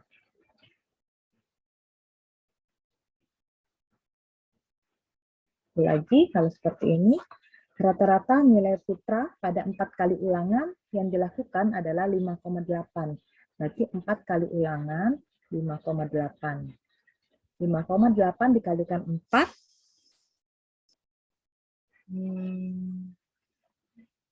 23,2 ya. Putra diberikan 1 kali lagi kesempatan untuk melakukan ulangan, agar ia memperoleh nilai rata-ratanya 6. Jadi, tadi yang 4 kali, tambah 1 kali ulangan berarti 5, rata-ratanya 6. 5 kali 6 berarti 30. Maka, pada ulangan terakhir, putra harus mendapat nilai minimalnya, artinya selisihnya 30 dikurang 23,2. 6,8. Sorry. 6,8.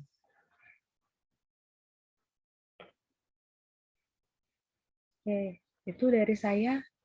Karena statistika yang di sekolah dasar ya, kurang lebih seperti itu. Yang sedikit complicated cuma inilah ya. Yang lain saya rasa sudah sangat familiar. Baik, terima kasih moderator. Terima kasih kepada Ibu Siska Oktarina SSI MSC. Baiklah, selanjutnya pemateri kedua pada sesi kedua ini yaitu Ibu Dr. Evi Yuliza SSI MSI. Langsung saja kita perkenalkan pemateri kedua Ibu Dr. Evi Yuliza SSI MSI. Beliau lahir di Palembang pada tanggal 27 Juli 1978 dengan pangkat penata dan golongan 3C, jabatan fungsional yaitu lektor, pendidikan terakhir S3, bidang keahlian aljabar dan matematika terapan. Kepada Ibu Dr. Evi Yuliza SSI MSI, dipersilahkan. Terima kasih Saudari Alfia. Baiklah, izinkan saya untuk memaparkan materi yang terakhir ya.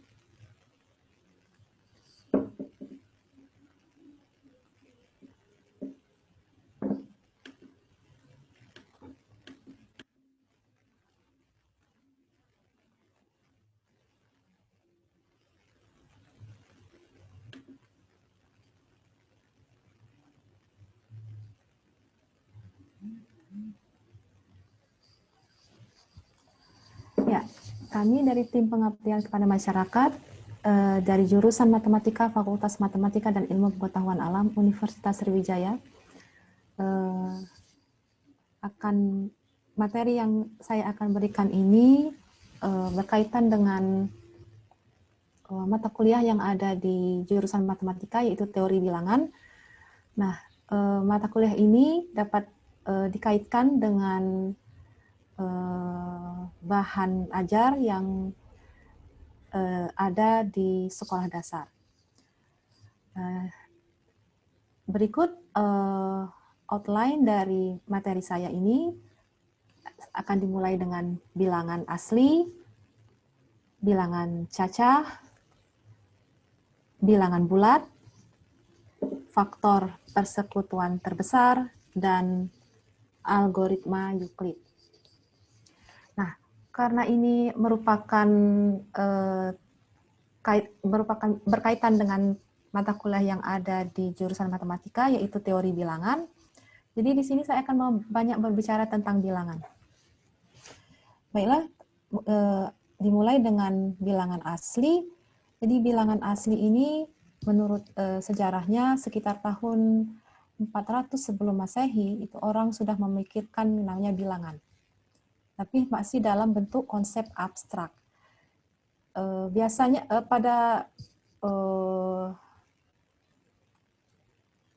sebelum manusia itu mengenal bilangan, biasanya dalam keseharian, dalam kehidupan sehari-hari, menyebutkan ada 3 kerikil, ya. Misalkan menyebutkan 3 kerikil, 3 binatang, 3 anak ayam, seperti itu. Nah, tapi belum mengenal yang namanya bilangan. Bilangan masih dalam konsep abstrak. Nah, lalu dari menyebutkan ada 3 bilangan atau 3 binatang, mempunyai sifat persekutuan, yaitu suatu kuantitas yang sama, yaitu 3. Nah, dari sifat persekutuan 3 ini, kemudian dikelompokkan benda-benda tadi dalam suatu sifat yang menjadi terbatas dari suatu objek atau sasaran pembicaraan. Jadi kalau dalam pembelajaran di sekolah dasar, di kelas 1 khususnya, siswa sudah dikenalkan dengan bilangan. Namun penyajiannya dalam suatu himpunan. Misalkan dalam himpunan objek-objek tadi bisa disajikan dalam bentuk gambar, digambarkan tadi suatu himpunan tadi misalkan himpunan 3 buah buku tulis, kemudian ditulis kuantitas dari 3 buku tulis tadi, ditulis dengan angka atau bilangan 3. Nah, selanjutnya dalam istilah yang lebih sederhana, dalam teori bilangan itu dikenal sifat-sifat persekutuan, misalkan satuan, duaan, atau tigaan, yang merupakan sifat persekutuan. Jadi seperti tadi dicontohkan misalnya ada 3 kerikil. 3 kerikil, 3 binatang, ini mempunyai kuantitas yang sama, meskipun objeknya berbeda. Jadi di sini mempunyai kuantitas yang sama, yaitu 3. Jadi dalam sifat persekutuannya ini dimiliki oleh sebarang kumpulan benda yang menunjukkan kesamaan kuantitas. Jadi kalau misalnya menyebutkan 3 kerikil, 3 binatang berarti mempunyai sifat persekutuan yang sama atau suatu kuantitas yang sama, yaitu 3. Nah, selanjutnya himpunan, ya himpunan kalau di kelas 1, kelas 2, himpunan objek atau benda tadi disajikan dalam bentuk gambar, ya, supaya menarik. Kemudian dibuat persekutuannya menunjukkan suatu kuantitas, ya, 1, 2, 3, 4, dan seterusnya. Nah, selanjutnya bilangan-bilangan tadi dihimpun dalam suatu bilangan yang dinyatakan dengan kurung kurawal, kemudian dinotasikan dengan huruf N. Nah, ini disebut dengan himpunan bilangan asli yang dinyatakan dengan N. N ini natural, ya, natural. Jadi ini adalah himpunan bilangan asli yang anggota-anggotanya adalah bilangan 1, 2, 3, 4, dan seterusnya. Nah, selanjutnya himpunan bilangan asli tertutup terhadap operasi penjumlahan dan perkalian. Nah, dalam matematika setelah dikenalkan tadi bilangan, ya, bilangan asli, dalam matematika itu ada operasi hitung. Yang pertama operasi penjumlahan, operasi pengurangan, operasi perkalian, dan operasi pembagian. Nah, dalam himpunan bilangan asli, yang elemennya tadi 1, 2, 3, 4, dan seterusnya tertutup terhadap operasi penjumlahan dan perkalian. Artinya apa? Jadi kita misal kita ambil sebarang elemen dalam himpunan bilangan asli tadi. Kita di sini misalkan simbolkan bilangan asli tadi dengan P dan Q. Nah, terhadap operasi penjumlahan, P ditambah Q, berapapun bilangan asli, kita jumlahkan juga menghasilkan bilangan asli. Artinya, himpunan bilangan asli tertutup terhadap operasi penjumlahan.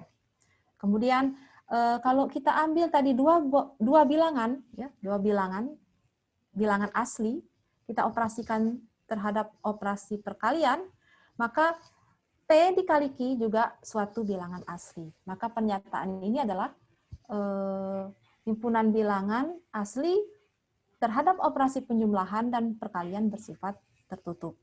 Nah, lalu muncul kesulitan atau pertanyaan. tadi kan dalam matematika kita mengenal ada 4 operasi.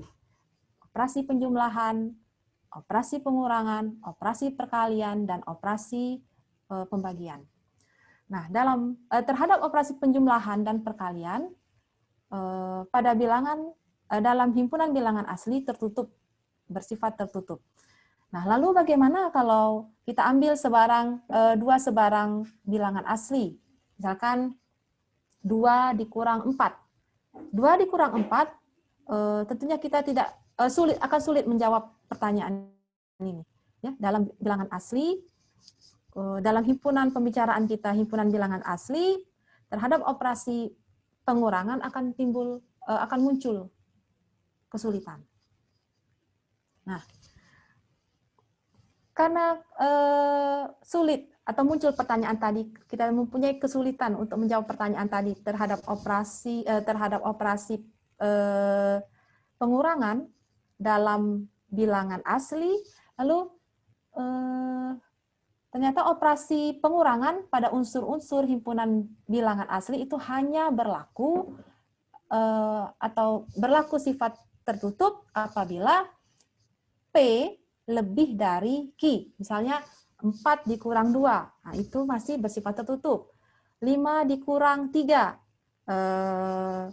operasi pengurangan masih bersifat tertutup. Lalu akan timbul permasalahan apabila elemen P tadi kurang dari elemen Q. Nah, akhirnya kita memerlukan suatu bilangan yang baru.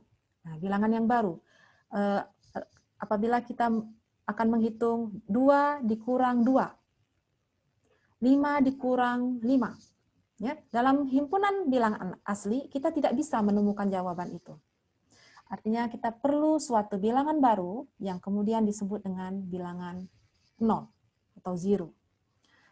Nah, menurut sejarahnya, di sini saya menuliskan Al-Khawarizmi yang dikenal sebagai Bapak Aljabar, seorang matematikawan muslim yang memperkenalkan bilangan 0. Nah, jadi tadi muncul suatu himpunan baru yang kemudian disebut dengan himpunan bilangan cacah, yang dinyatakan dengan C, yang disimbolkan dengan huruf C besar, elemennya 0, 1, 2, 3, 4, dan seterusnya. Jadi dari bilangan asli tadi N, ditambahkan suatu bilangan 0, yang dinamakan dengan himpunan bilangan cacah. Nah, kemudian muncul pertanyaan lagi. Bagaimana kalau 6 dikurang 7? 8 dikurang 10? 3 dikurang 10? Apakah kita masih bisa menemukan jawabannya dalam himpunan bilangan cacah? Nah, tentunya kita tidak dapat menemukan jawaban dalam pembicaraan himpunan bilangan cacah. Kemudian diperlukan bilangan yang lain. Nah, ini contohnya permasalahan yang sering muncul dalam kehidupan sehari-hari, misalkan menghitung hutang dan piutang, serta tabungan dan pinjaman. Nah, kalau dalam dalam pembelajaran di kelas 1, 2 hingga 6, biasanya dapat mencontohkan ini tadi, menghitung hutang piutang atau tabungan dan pinjaman. Bisa dalam kehidupan sehari-hari itu kita dapat memberikan ilustrasi wirausaha, ya, seperti jual beli. Nah, dari permasalahan ini tadi, untuk menjawab pertanyaan ini, 6 dikurang 7, 8 dikurang 10, 3 dikurang 10, diperlukan himpunan yang baru. Jadi dalam himpunan bilangan asli kita tidak dapat menemukan jawabannya, dalam himpunan bilangan cacah kita tidak juga bisa menemukan jawabannya, lalu diperlukan himpunan yang baru yang disebut dengan himpunan bilangan bulat. Nah, himpunan bilangan bulat ini dinyatakan dengan Z, ini elemennya min 2, min 1, 0, 1, 2. Jadi di sini ditambahkan dalam himpunan bilangan bulat, ditambahkan yang namanya bilangan bulat negatif. Jadi dalam himpunan bilangan bulat terdiri dari 3 bilangan. Yang pertama adalah bilangan bulat positif, yaitu 1, 2, 3, dan seterusnya. Kemudian bilangan 0 dan bilangan bulat negatif.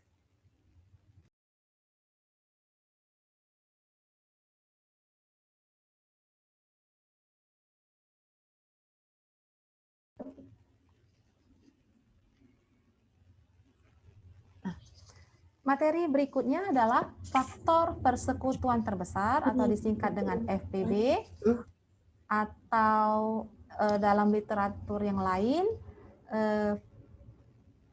dapat disebut pembagi bersama terbesar atau PBB.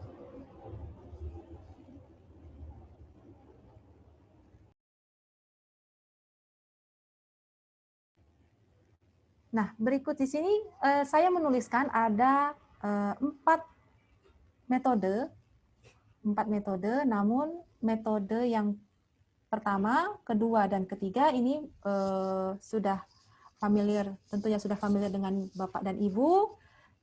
Bapak dan Ibu mungkin sudah pernah menyampaikannya di kelas. Yang pertama adalah metode himpunan faktor persekutuan. Yang kedua, metode pohon faktor. Yang ketiga, metode faktorisasi prima. Nah, di sini ada metode yang lain ya, metode pagar ya. Saya tidak menuliskannya di sini, metode pagar. Jadi metode pagar itu seperti dibuat tabel ya, tabel. Jadi ada misalkan 2 bilangan yang akan kita cari faktor persekutuannya, atau 2 kolom atau 3 kolom apabila kita akan mencari 3 bilangan yang akan dicari FPB. Nah, 1, 2, 3 ini metode yang sudah familiar dengan Bapak Ibu. Nah, yang metode keempat yaitu algoritma Euclid. Nah, algoritma Euclid ini algoritma yang dipelajari dalam mata kuliah teori bilangan. Nah, metode algoritma Euclid inilah yang akan saya perkenalkan pada kesempatan kali ini.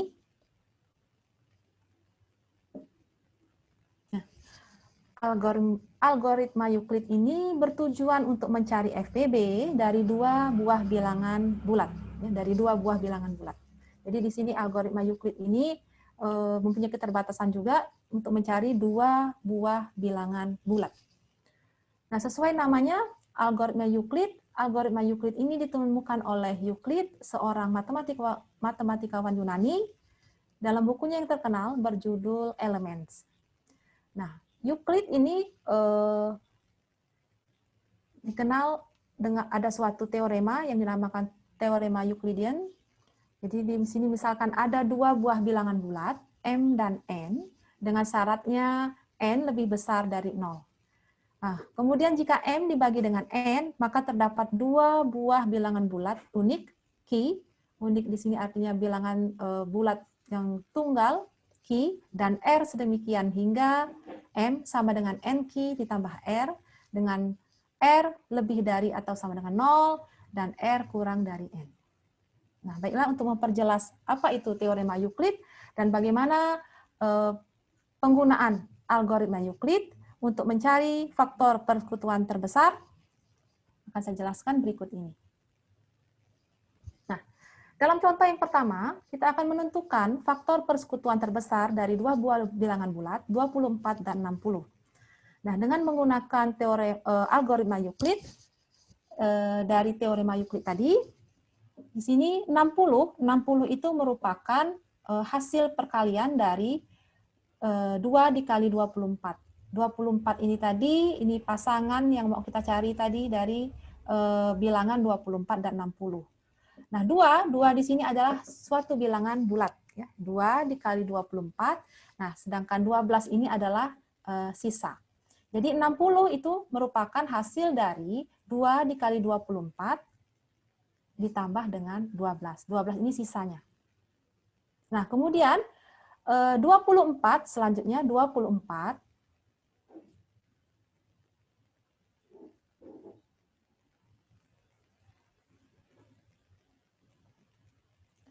selanjutnya 24 ini tadi merupakan hasil perkalian dari 2 dikali 12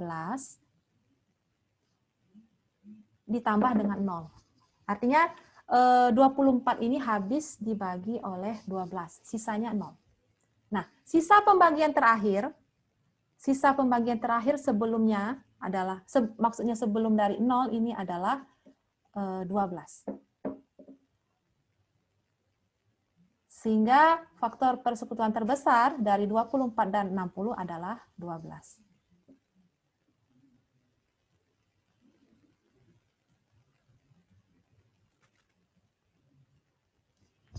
Contoh yang kedua, tentukan faktor persekutuan terbesar dari 80 dan 12.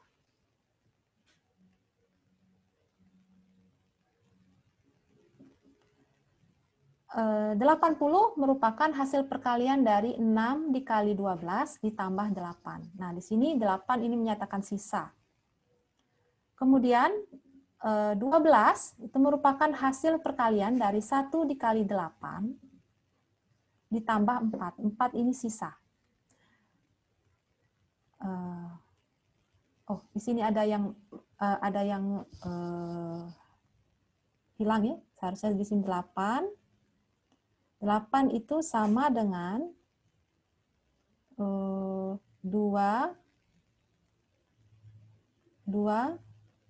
Ini ada satu langkah yang terhilang. 2 dikali 4. 2 dikali 4 ditambah 0. Jadi 8 itu habis dibagi 4 ya, sisanya 0. Nah, kemudian 4 sama dengan 1 dikali 4 ditambah 0. Nah, sisa pembagian terakhir sebelumnya, sebelum dari 0 ini adalah 4. Artinya faktor persekutuan terbesar dari 80 dan 12 adalah 4.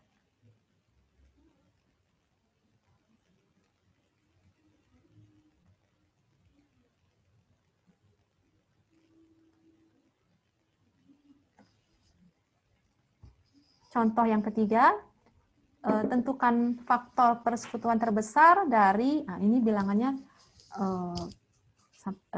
hingga ribuan ya, 4.840 dan 1.512. Nah, di sini 4.840 merupakan perkalian dari 3 dikali 1.512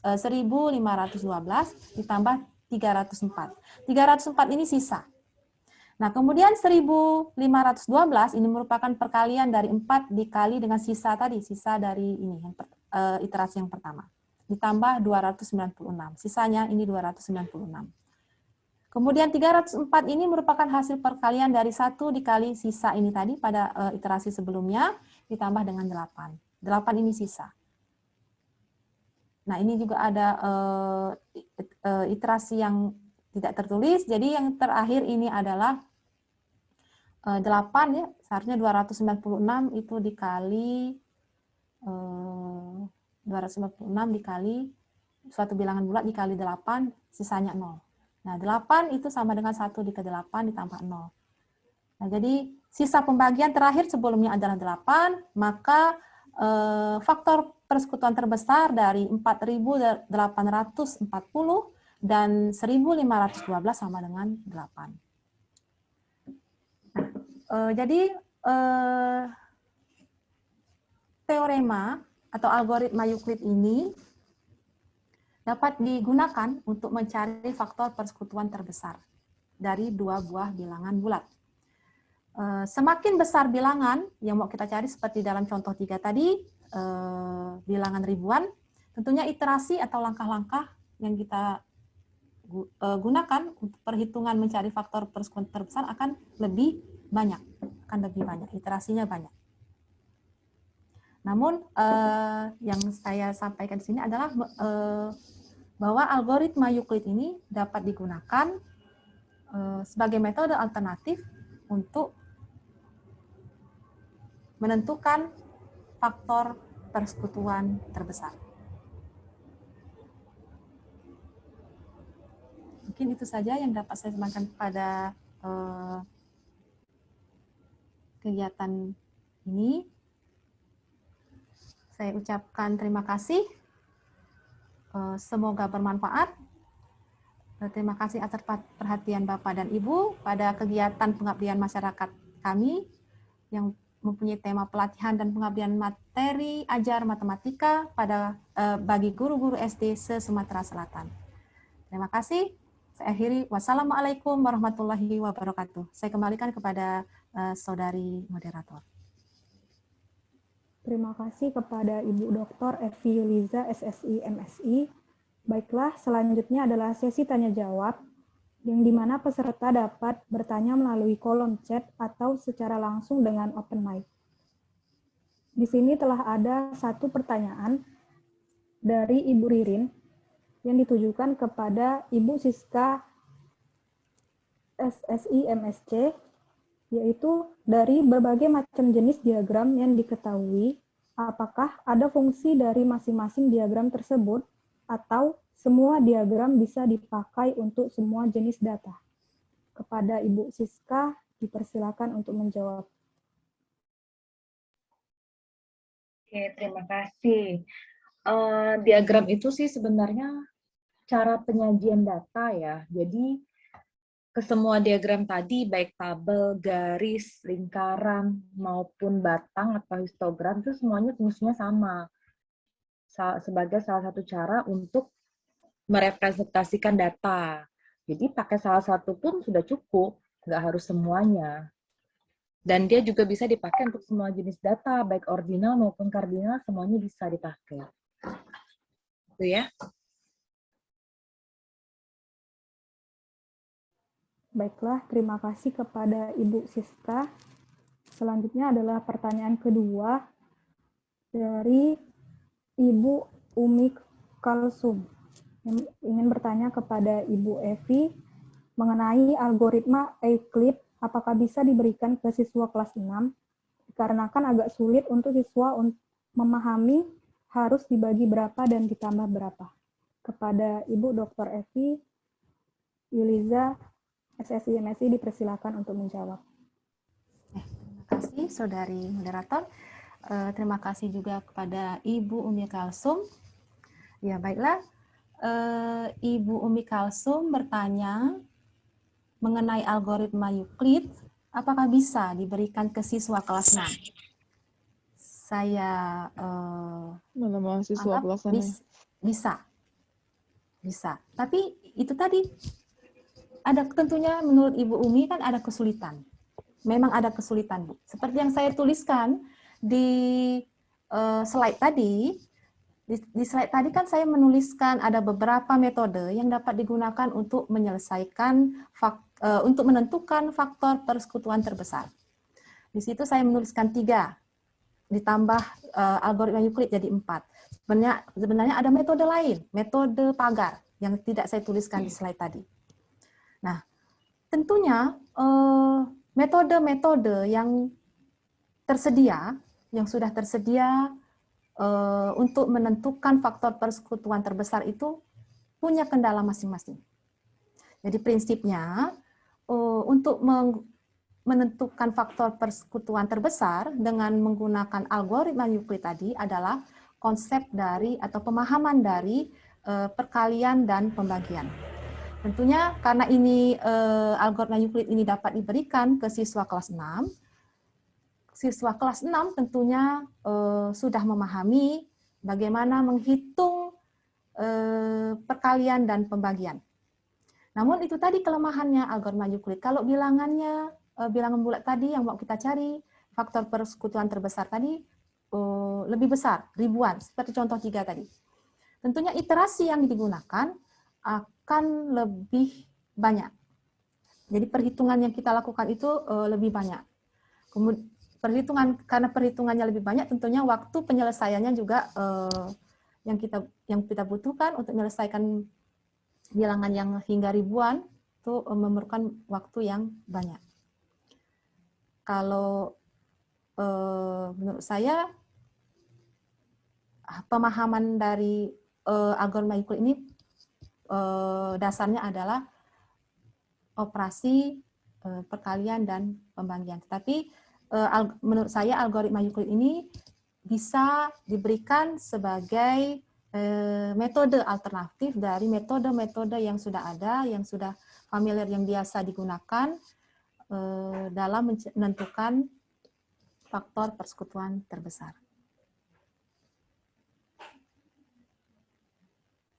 Mungkin itu saja yang dapat saya sampaikan untuk menjawab pertanyaan Ibu Umi Kalsum. Terima kasih. Baiklah, terima kasih kepada para pemateri yang telah menyampaikan materinya pada kesempatan kali ini. Dan saya selaku moderator mohon maaf apabila terdapat salah kata, dan saya pamit undur diri, saya kembalikan kepada MC. Baiklah, terima kasih kepada moderator. Dengan berakhirnya sesi diskusi ini, maka berakhir pula kegiatan kita hari ini. Saya selaku MC mohon maaf apabila terdapat kalimat dan perbuatan yang kurang berkenan. Untuk peserta, jika memiliki pertanyaan mengenai sertifikat dan pertanyaan yang belum sempat dijawab, dapat langsung menghubungi media sosial kami, Instagram optimasi.mtk.unsri atau email optimasimatematikaunsri@gmail.com. Sebelumnya, kita akan berfoto bersama. Kepada peserta kami mohon untuk membuka kameranya.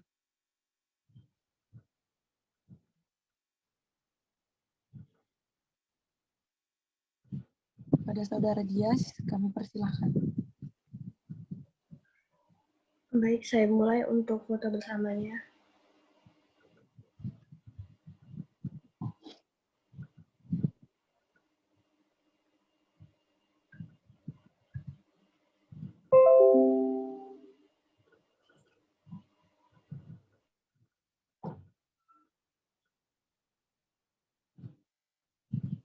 Baik, sudah selesai.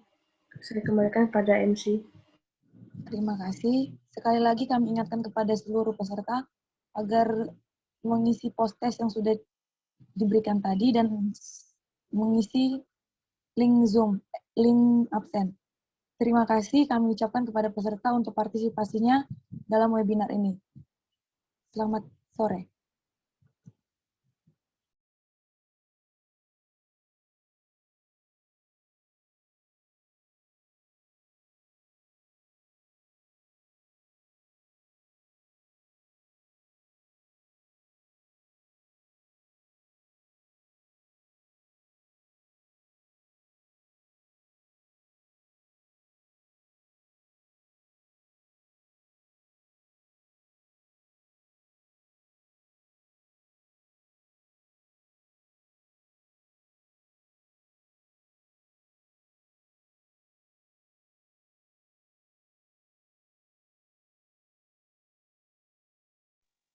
Untuk post-testnya kami menunggu sampai 1 jam pada Bapak Ibu agar mengisi post-test.